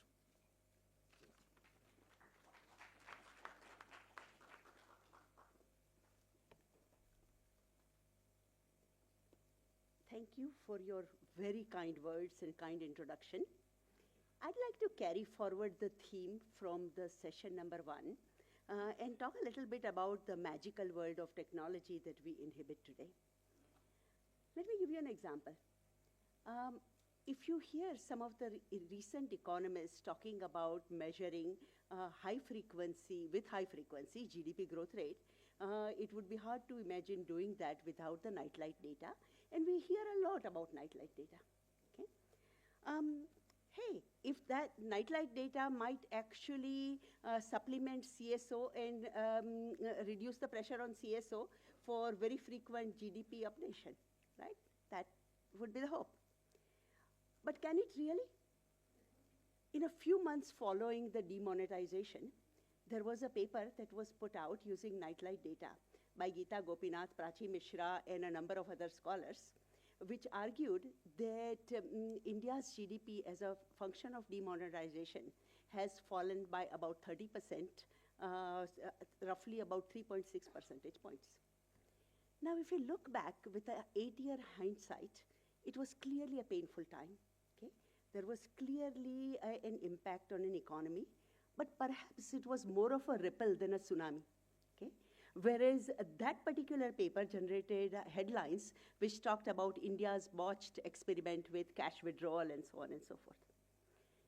So I was sort of trying to reconcile in my head, what these nightlight data are telling us, what are we getting, etc. So I decided to do what I usually do, which is to call up friends. Okay? And I called up a friend who is a geographer in Columbia University, expert on remote sensing. And I said, okay, explain to me, where does this nightlight data comes from and how do we interpret it? Okay? And she went through a big explanation, but the one thing that I took out of it was that basically the nightlight data is coming from a geosynchronous satellite which measures the light intensity at local time 3 a.m. Okay? Now at 3 a.m., what are we measuring? Street lights, people's household lights, but surely not businesses or factories. Okay? So perhaps we are catching increased density, okay? But whether we are actually capturing increased economic activity remains questionable. Very recently, I saw a paper by a couple of scholars coming from New Zealand, which basically said that much of the analysis that's being done is looking at cross-national elasticities between luminosity and GDP. and the cross-national elasticities being imputed to the local area have serious drawbacks, and they sort of showed example for United States, China, and Indonesia, and showed that there is a heterogeneous relationship between urban areas and rural areas. Now, I'm actually a big believer in technology, so I do not want this to be an indictment of technology-driven data collection, analysis, or use. Okay? What it is a plea that we need to put in place sensible way of looking at data, integrating technology, and being sort of forward-looking. And I'd like to propose that a sensible approach will probably come with 4 different pillars. There may be many more, but here are the 4 I want to talk about. Okay? First, we clearly need to stay current with respect to new thinking and new innovation around the world. Okay? And that doesn't mean that we need to adopt it, but that does mean that we need to listen to it and critically evaluate it. And I think I'd like to congratulate MoSPI actually on putting together a number of webinars and workshops where one gets to hear some of the more innovative thinking. And perhaps that is an area where we need to invest more strongly. Second, we need to think about is future-proofing our data systems. Okay? In some ways, I think while I was thinking about what to say, it took me back to Mahalanobis's interpenetrative samples. Okay? That was a forward-looking thinking. Okay? And if we are to think about what would be a forward-looking approach today, then I think we just have to accept that there is going to be a massive amount of data linkages occurring across different domains from different sources, administrative data to household data, different sources of administrative data, and we need to put in place a data collection system that allows for the data linkages while preserving privacy. Okay? And there are some interesting examples of this being done elsewhere. For example, in the US, there has been a great attempt at linking census data with survey to be able to capture mortality. Okay? And US Census has developed algorithms around sort of personally identifiable identifiers, which get embedded so that the individuals are not identified, but you are able to do linkages across data systems. They have been used to study mortality. They have been used by people like Raj Chetty to study intergenerational economic mobility. Okay? So thinking about, what are the identifiers that can be used, how to sort of embed them in our data collection systems so that we can do some of these linkages is useful. I think, of course, there was an interesting amount of thinking that was gone around the local government directory ID, okay, which is supposed to be embedded in all the data collection, but frankly, I don't believe it's being done. Okay? So perhaps one of the simplest thing is that at least let's put in local government directory ID into every data collection that is being undertaken by Government of India.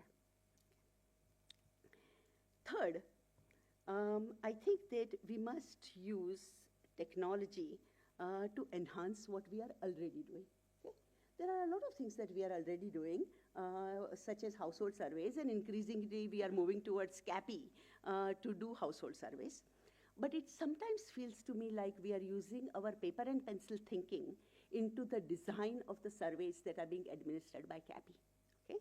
So it looks more or less like our paper and pencil surveys used to look. Instead of taking into advantage of sort of enhancements that a CAPI offers, such as branching, skip patterns, and so on and so forth. Very specifically, I think that the CAPI advantage in data quality monitoring could really be used much more strongly than we do. One of the things that really amazed me when I started looking at what we could do with it was to discover that you can actually, using CAPI, also look at backspacing. How many times your interviewer goes back to change the original data, okay? How much time they spend on a specific item, okay? So sort of thinking through that, using it to improve both training of interviewers and to monitor the quality of data collection would be a useful thing. So I think that there needs to be a little bit of a rethinking on how CAPI can be embedded in its we can take advantage of it instead of just carrying forward our old thinking into just a computerized. It's not like we used to handwrite and now we can type it in Word. We need to think about it quite differently. Okay? Finally, I think I'd like to make a plea that we should not let the technological dog wag the tail, okay? Or a technological tail wag the dog, but rather think about how it can be best used in what we are doing without enormous amount of defensiveness. Okay? I remember sitting through a meeting at one point in time. There was a World Bank team which had evaluated India's statistical system. They were talking to Niti Aayog as well as MoSPI and various other statistical systems. And one of the big comments that was being made was, MoSPI has schedules. MoSPI should have questionnaires. The difference between schedules and questionnaires is that you have basically this big grid-like schedules that everybody has seen. Questionnaires is where the wording is actually fully spelled out, and so that the interviewer will read it out exactly, so that one can have a standardized questionnaire, standardized way of administering the survey. The problem is this. We live in a country which has so many different languages and so many dialects that ultimately your interviewer is just going to have to do on-the-spot interpretation.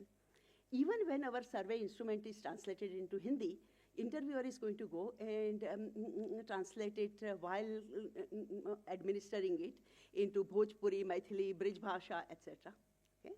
And that is it's sort of basically the nature of India that is reflected in the data we are collecting.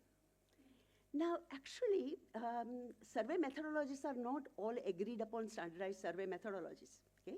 There are two schools of thought. One school of thought is on a standardized survey methodology. The other school of thought is around conversational interviews.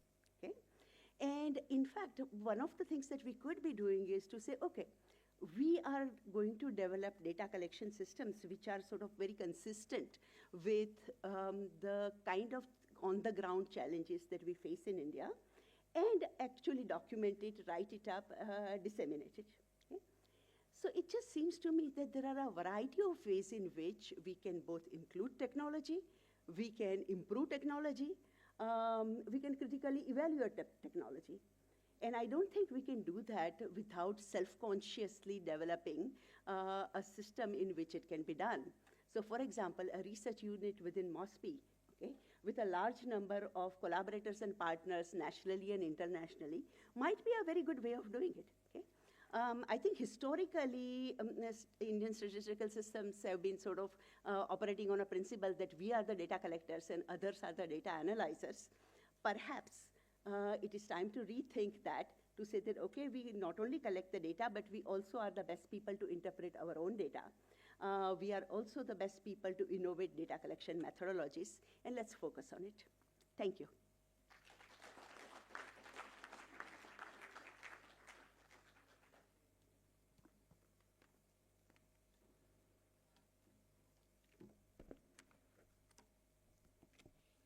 Thank you so much, ma'am. I would like to extend my heartfelt thanks to madam for highlighting the importance of capacity for producing and using the official statistics. Ma'am, your emphasis on 4 pillars of strengthening the official statistics system and creating the linkages between the different data set is surely a valuable suggestion. We'll go through it in order to build a data-driven and evidence-based policy. Ma'am, your pleas for guiding is a guiding light for us, and we thank you so much for sharing your insights with us. Now, I would like to welcome Dr. Amandeep Singh Kapoor, sir. Sir is an IPS officer of 2007 batch, born on Rajasthan cadre, and currently posted as director in Central Detective Training Institute, Jaipur. Previous postings as Chief of Police of 9 districts in the state of Rajasthan has skilled him in law enforcement and crime investigations, civic involvement, and community service in some of the most strife-prone districts of Rajasthan. Sir is a qualified medical doctor by education, and he is a postgraduate in data protection laws and cybersecurity from Nalsar, Hyderabad, and is certified in data analytics in criminal justice from IIT Kanpur. Sir is also a member of National Police Mission on Technology, and he has extensively written journals articles in famous newspapers like Indian Express and the Tribune. Sir has been decorated with the Police Special Duty Medal that is instituted by the President of India in May 2019. So we welcome you to share your insights.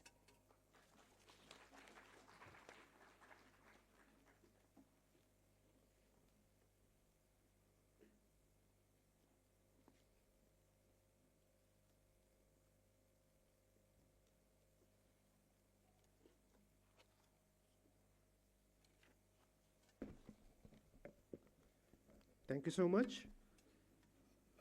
Professor Karantikar, Dr. Saurabh Garg, Secretary MoSPI, Amarjit Sinha sir on the dais, Dr. Desai on the dais, Additional Secretary ma'am, the DG, ADG, MoSPI, and DDG and NSSTA. Thanks for inviting me, the wonderful probationers and everybody in the hall. I begin with the mandate that has been given to me. And that mandate is that data governance is a whole of government exercise, and law enforcement agencies have a deep inroads and deep stakes into it. But before I begin, I'll just give a disclaimer. I was talking to Dr. Tomar, and he said when we were broaching this idea of collaboration, so when people thought of the term detective, so they became quite apprehensive what detectives are doing with the statistical organizations. So this, my institute that I had is a part of BPRND, and I'll use this snippet as an ice breaking for the perceptions that police generally holds. Till 60s or maybe little 60s, late 60s, IB was the main central organization, and police training for the central police officers was with IB. They established these central detective training institutes. Thereafter, BPRND is a 50-year-old organization, but somehow as the practice with names in India, whether on certificates or organizations, they just stick to it. And we have only in the 50 years able to convert it from a central detective training school to a central detective training institute. We have been saying that, just spare us this word detective, but, and that school to institute is also an interesting thing that people used to walk into our institute, ki hamare bacche ka admission kara do, thinking it's a police school. And as are the army schools and police schools, talk of the town, everywhere. So we had a tough time converting our town from school to institute. So just digressing a little, but coming back to the point. Why should NSSTA and BPRND? BPRND is my mother organization, that is Bureau of Police Research and Development, somewhat similar to what DRDO is to defense, BPRND is to police. And they have training institutes, they have research institutes, we do research activities, we do development, modernization, technology infusion, everybody is with BPRND. So as you can see, I intend to do collaborations in this data collating ecosystems that exist today.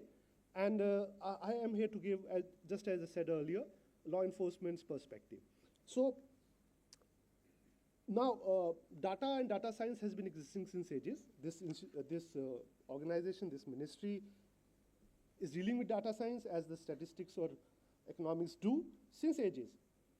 Data has been food for thought, food for analysis, and food for development. Your organization's logo also says data for development. But gradually, as we move on to emerging technologies as a tool to capture data, so what is happening is that data also becomes food for intelligence, super intelligence, and general intelligence. Somebody may say, what's the problem with that? Let the collective consciousness take care of it. If one facet of the economy rises, let the other facets also rise.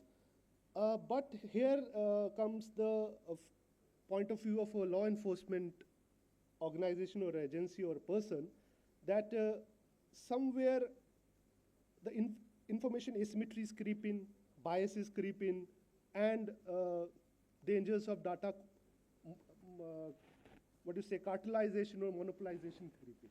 So that way it becomes then a whole of a government exercise, that data governance I'm talking about, and the way we should all see it in the future.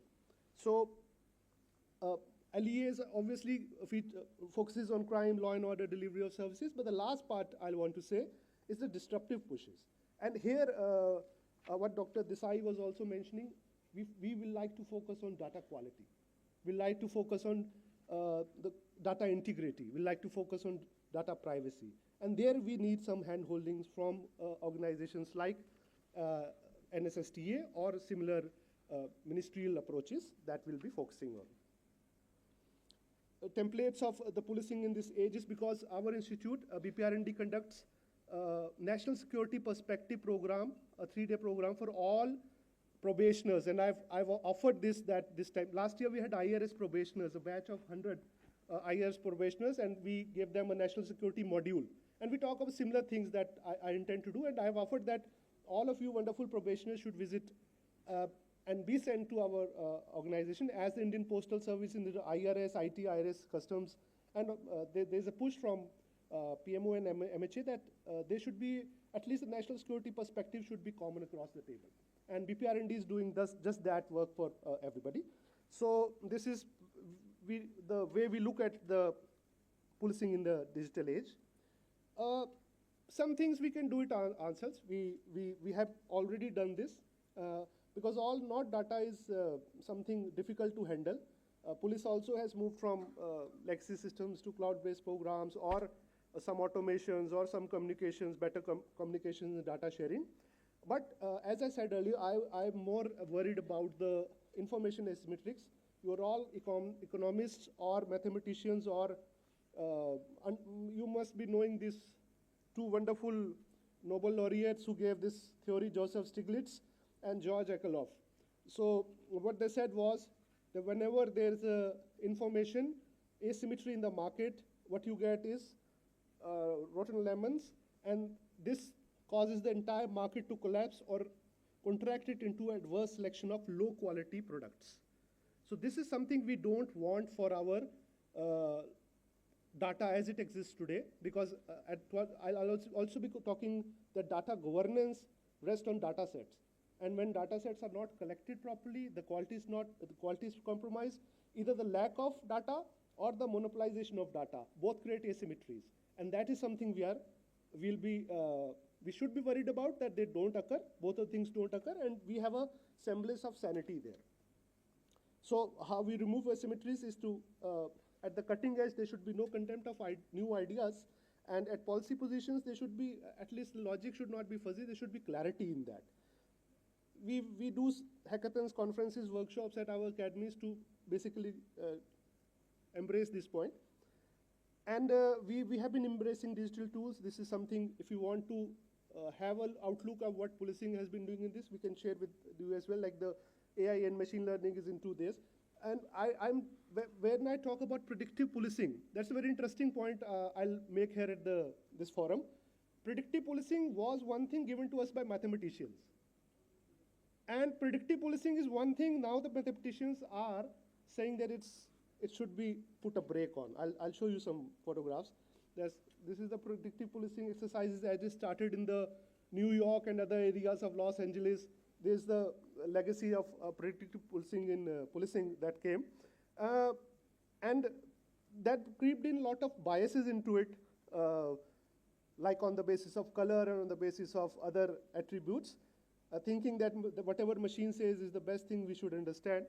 And then slowly, as you see on the Los Angeles Times had this news that many police don't think it works now, and why hundreds of mathematicians are boycotting predictive policing.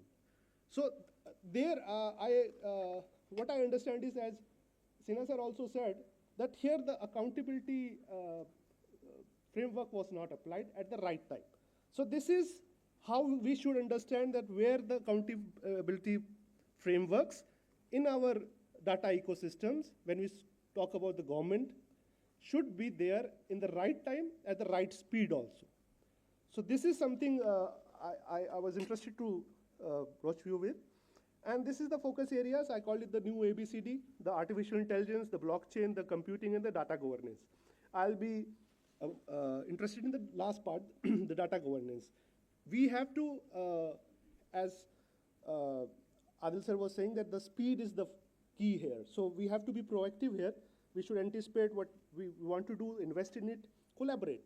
And here we want to have some holding hands who can help us in understanding and collaborating on capacity building at one part and on new approaches on the other part. We have added now the MoSPI and NSTA into this list. We already have this, like CDT Jaipur already, or BPRND, our mother organization, is already in touch with all these organizations, and we want you also to be our worthy partner. And we want digital literacy as one part to be enhanced. This is the last slide I'm talking, and then I'll conclude my talk. So data governance, if you see, I'm sure you'll be aware that the act is there for the data privacy now. That act covers the personal data. For non-personal data, there's the National Data Governance Policy that is coming up. And incidentally, there's an annual DGIG conference chaired by the Prime Minister. He very presciently, he focused that the ministry should start working on that data governance policy, which deals with the non-personal data. Idea being that everything is now data set. Because I said that it's a powerful tool for growth, inclusivity, and the thing is that granular data sets, and this is what, just yesterday I read that Niti Aayog chairman said that, sir also mentioned, the data should now be collected at the district level. So this something is all combining and joining and very beautifully doing a jugalbandi now, that the thing is that everything will be thought of as now data sets, and we should now understand the importance of the data sets. There's a Indian data sets program going on, and there's the Niti Aayog's National Data Analytics program. So everything now combines somewhere, and each and every ministry has some say and some focus and some job at hand, which it must focus on. So whether we use the traditional data methods of collecting data, or you use the new data, everything would be in focus. And we want that these data sets, how that the quality, if we focus on the frameworks, that data sets now should be taught to all of us as a police officers. And when I say police officers, they are not less than 3 million police persons in field today, both at the central and the state organizations. So it to be 2.6 million to be precise. So once your target, if you want to see, our collaboration can help this 2.6 million at one go. What we want from this August gathering is to collaborate on see and how the data sets are collected, how they are used, how they are given to academia, how they are given to researchers, how they are given to startups, and then we move ahead at a correct speed and at the correct thought process. So this is an article I wrote in the Hindustan Times, and where I talked about the Niti Aayog's National Data Analytics Program, and APIs will be the talk of the future. Everybody will want that, give me data as an API. So here is the key and the lock where we have to apply that. And the API inventories, the quality of those, this will go directly into the National Data Governance Policies India Datasets Program. Every ministry will have to set up a data management unit. Ministry of Home Affairs are already started the work on data management unit, and BPRND is spearheading that along with MITI. And I think similar exercises must be going in the other ministries as well. So this is where we must hold each other's hand. Thank you so much for inviting me here and giving this me August gathering. Thank you.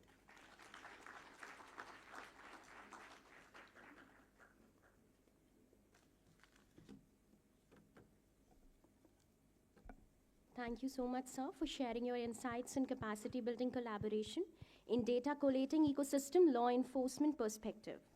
Sir, the lemon theory of market discussed by you is really crucial for us to understand, and we'll definitely work for a better future. Thank you once again, sir.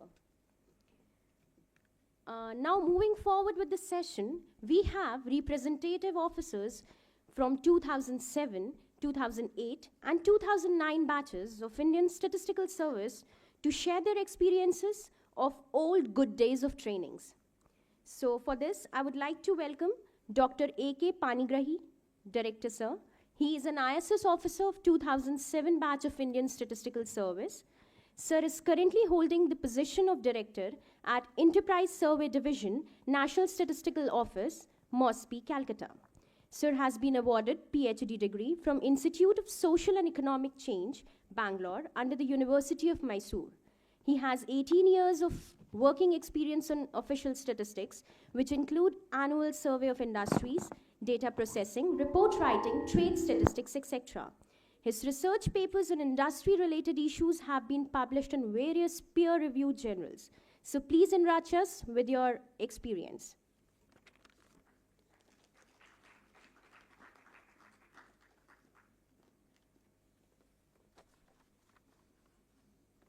Thank you.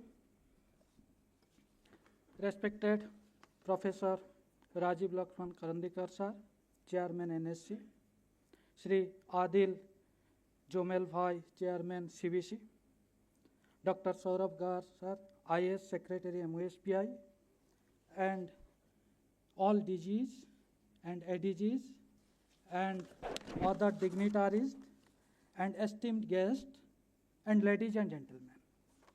A very good evening to all of you.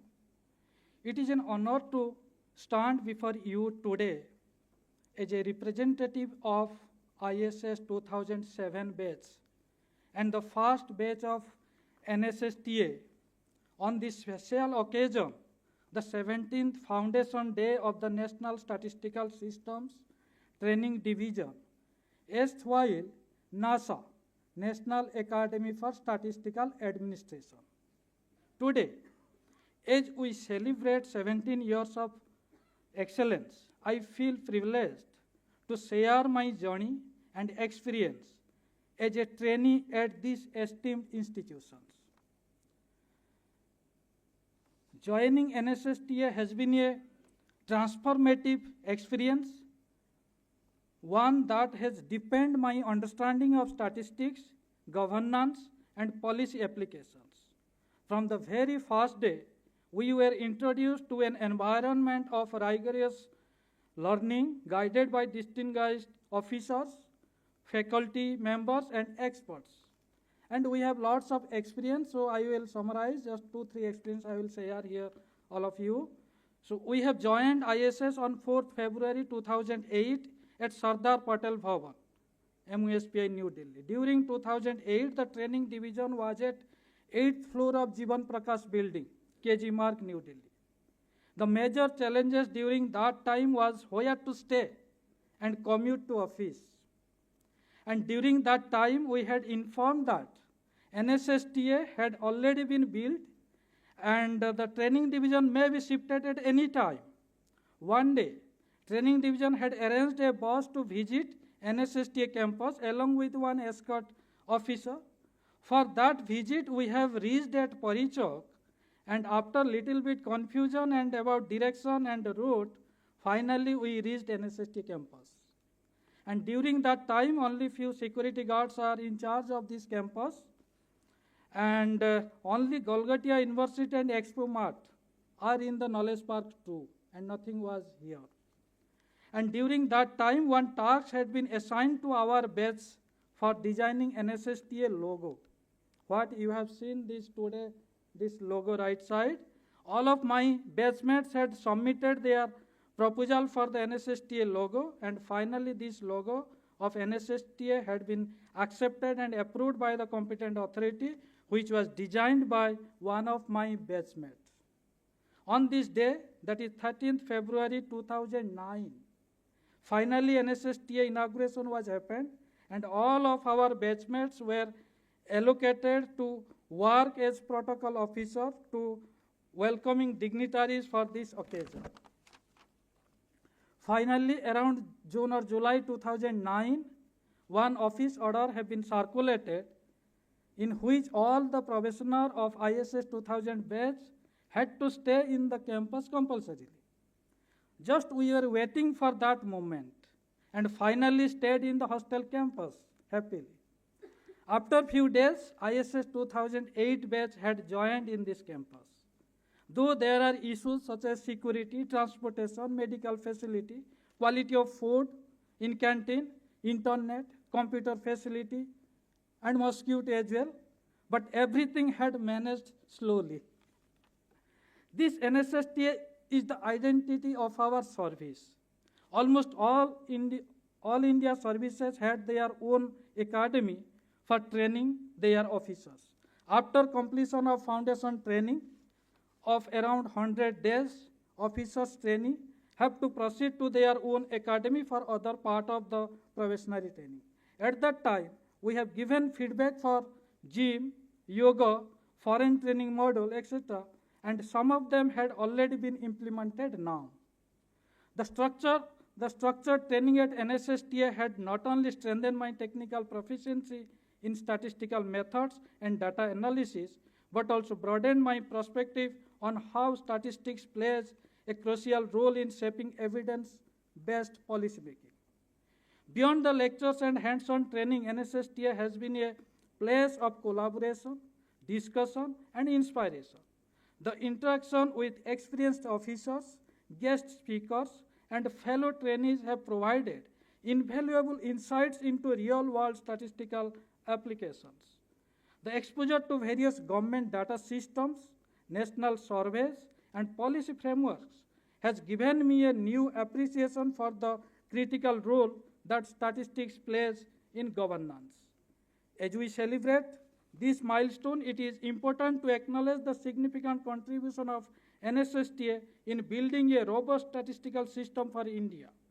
It has been instrumental in training professionals who contribute to national and international statistical frameworks, ensuring data-driven decision-making at various levels. In conclusion, I extend my best wishes to NSSTA for many more years of excellence and impactful training. May it continue to be the beacon of statistical education and capacity building in India. Thank you.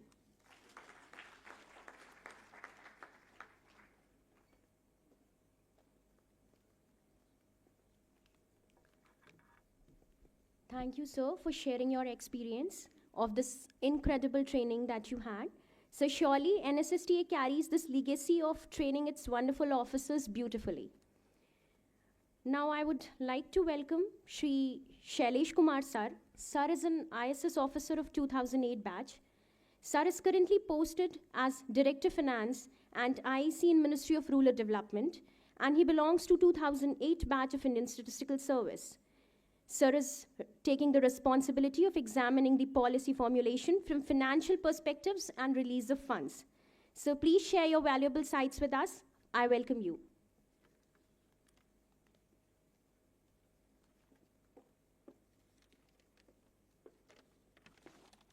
Thank you. So, respected dignitaries on the dais and of the dais. So, I think I'll not keep it, though I have written two-page speech, but maybe I'll not go through line by line of the speech. I'll try to keep it simple and straight in the form of sharing the experience and journey of the academy which I have gone through. So, first, I would like to share that though, as Panigrahi sir said that they are the first batch to enter the academy, so I think they had very partial period in the academy, I think 6 to 7 months, but we are the first batch to start our probation in the academy. So this debate of the first batch will go on. So, sir, when I joined the service in 2009, my joining was in the month of June, and joining happened in the Sardar Patel Bhavan, and after the joining, we were taken to this place all through this new expressway. We first time experienced the expressway, and this endless journey, no greenery, nothing, all, I mean, dried area. So when we came here, so after landing, we were little sad that after coming from North Campus of Delhi University, the area was little, we were sad that what to do here. So anyway, this academy kept us engaged, and in the free time we also explored. We explored the surroundings. Slowly we discovered the nearby places, neighboring markets, Jagat Farm, Ansal Plaza. Ansal Plaza से तो थोड़ी हमारी ज़्यादा ही दोस्ती हो गई थी, because our batch was a very small batch of 7 officers, sir. उसमें से भी लगभग 5 लोग वीकेंड पे घर चले जाते थे होम सिकनेस में. तो अंसल प्लाजा में हमारा हर वीकेंड का वो मूवी थिएटर था, उसमें वीकेंड का टिकट बुक रहता था, हमने पैकेज ही ले लिया था. So we discovered the nearby places, though those were very less, but उसी में हमने काफ़ी बार discover की. उसके बाद फिर ये जो transition था हमारा कि coming from the student life and transition from the student life to well-disciplined officers, that was not a very easy task, especially for like democrated and liberated students of Delhi University like me. So that was, I mean, binding, controlling was little difficult, but our seniors, faculty members, senior officers, especially Swapna Bhattacharya ma'am, I remember, she was very strict. तो उनके strictness और HOD थे Malik sir and our then HOD DDG sir KD Mathi sir. So DDG sir, so they all trained us well. They taught us rules, regulation, discipline, along with the etiquettes, office decorum. And in return, we had to develop new habits of morning activities, day classes, and evening sports. And झूठ बोले तो रात में पढ़ना भी, book reading. So these were the tasks. After coming to the academy, we learned that from our senior batches, as Panigrahi sir said, that how difficult was life outside the academy or without academy. Our all seniors must have experienced that, sir, that they used to attend the training classes in the Jeevan Prakash building and used to stay in the at different places in Delhi on rent. So once they are going for a training at some other places, attachment for 2 months, 3 months, they had to vacate the place. And again coming to Delhi and search for the new place for the rental or continue the place of the rental. So that was little difficult, which this training academy really served in a good way. And it was not just about the shelter, it also created a bonding among the different batches at the same time. At a time, like approximately 2-3 batches goes on the training. So when I was here, I could interact with our seniors 2007 batch, our junior 2009 batch, 10 batch. So we could have the interaction and develop the bonding within the service as we do it during the foundation course between the service. So this training academy helped us a lot in that way. Sir, we were also lucky enough to join the service after 6th pay commission. So we got entitlement for traveling by the flight. So all our the hurdles of booking the train tickets and getting it confirmed in the last moment that were not with us. So we were lucky to join after this 6th pay commission. And among the training program, we come to the technical part. So among the training program, foundation course was a great experience, and we all must go through it. And during the COVID period, some batches had missed it, so it's a great experience of going to the foundation course. And foundation course, other than the statistics, we learned many subjects, public administration, law. So this, sir, up. So information technology, banking system, rural development, many things we learned, and we also visited the field and saw the implementation of the programs in the field through the village visit, through the trekking. So we learned a lot during the probation period, and we enjoyed a lot also during the probation period. And coming to the today's scenario of the statistics, this rapid change is happening in the world of technology.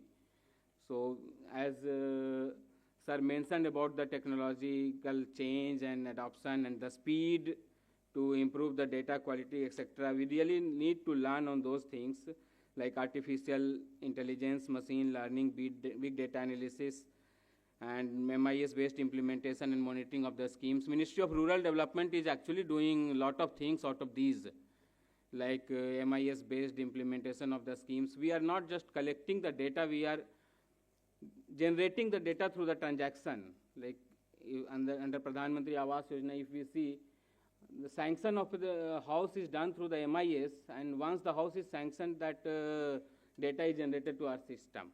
So that generating the data through live transaction is really adoption of the new way of adoption of the technology. And Gati Shakti, we can say, Gati Shakti is one of the very good example of use of technology to bring all the infrastructure projects in convergence for implementation. So these are the examples, but there are some challenges like data safety, security, and especially one more thing, interdisciplinary knowledge. When we are getting posted to Department of Biotechnology, we need to learn the subject of that department. If we are posted to Department of Health, we need to learn the subject of that department. So, take 1 minute, sir. So these are some of the challenges which we need to learn, and of course this academy has played and will play the crucial role in that under the leadership of Tomar sir, जो कि time भी बता रहे हैं साथ में. So I consider this training academy a very important place with the very high responsibility to groom officers to make them all kind of make them to face all kind of situation in their professional life. And with this, I would conclude my experience sharing. Thank you so much. Thank you.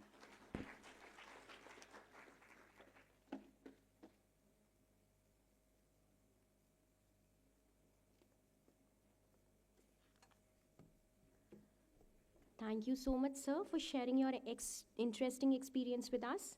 And sir, we probationers of 2024 batch also feel highly delighted to be the part of this academy. Now I would like to welcome Shri Sarbeshwar Majhi sir. Sir is an ISS officer of 2009 batch and currently posted as director at NSSO FOD headquarters. So we welcome you to share your experience with us.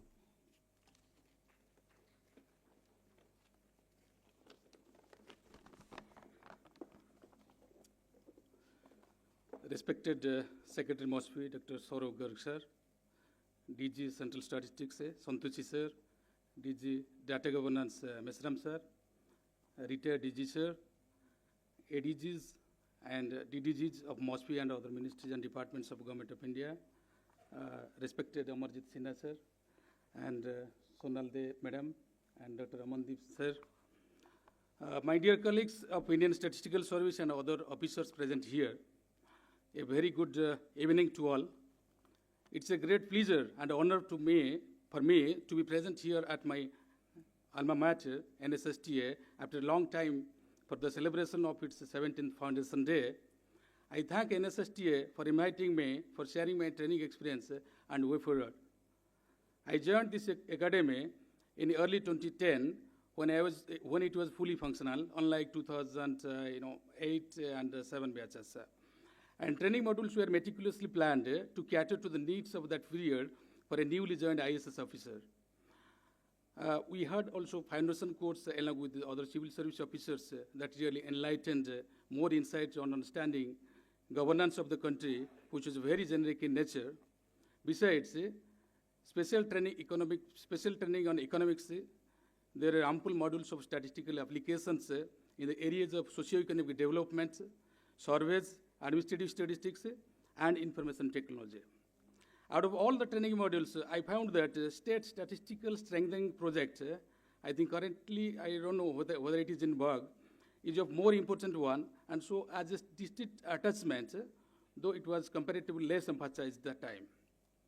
I am not aware of the current status, as I said, but the district level attachment should be one of the most crucial parts of the training on a federal setup in order to understand the data sets available at a district and below level, and to understand feasibility and requirement of taking up surveys and making use of existing ones by learning and exploring varieties of data availability which can ultimately be analyzed meaningfully for public policy, and therefore the district attachment period at the probation period could be adequate and more extensive for better exposure during probation. Particularly this one I suggest from my own experience during Viksit Bharat campaign, and also I was a part of the 2047 Vision core group, in which working in tandem with the district officials and union government, various facets, understanding the various facets of governance in monitoring parameters of the national development. Nonetheless, I observed many things which can be improved further on. Since last many years, NSSTA has expanded the horizons of capacity building and training avenues, also introduced training beyond domains. I appreciate for the same. Presently, most of the training needs are linked to technology, data, and innovation. For innovation and available data, we need a sound capacity building, maybe with the support of international best practices. Like recently, World Bank has started a government data analytics project that emphasizes data analytics at national level. As a way forward for NSSA on the NSSTA may explore on a similar fashion possibilities to train the manpower at the state and district level official for analytics at a district and state level as part of the capacity building of statistical personnel in the country with requisite quality and standards. Further, being a premier statistical training institution of the nation, NSSTA is having a fantastic physical as well as manpower infrastructure at national level. Recently, we see more visibility in social media, other platforms as well. Numerous MOUs are being signed with academics, state DS, hopefully research and development activities also undertaken simultaneously and appropriately. I would like to highlight that in order to move further in this direction, we can have international collaboration in addition to the existing ones, particularly with JICA, World Bank, IMF, SARTAC in capacity building for both ISS probationers as well as for in-service officers. Moreover, I would also like to suggest that while comparing with other apex training institutions of the country, to showcase the activities of NSSTA and to accelerate towards more visibility of NSSTA, we essentially need to put in place an independent website for NSSTA. Lastly, I would suggest that in the age of artificial intelligence, currently the role of statistics will be multiplied with the technological integration. NSSTA may take the challenges for requisite capacity building and training on the work of governance through AI.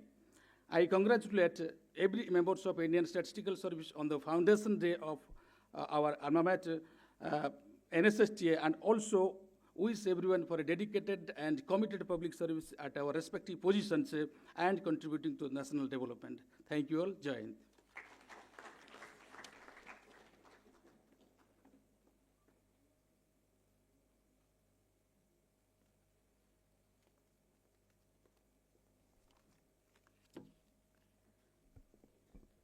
Thank you so much, sir, for sharing your experience. I would like to thank all the reputed dignitaries who shared their experience with us. This will definitely help us to become the competent statistical administrators in futures. Now I would request Secretary Sir, DG Sir, ADG Sir, and other respected dignitaries to please join the speakers for the group photographs. So please.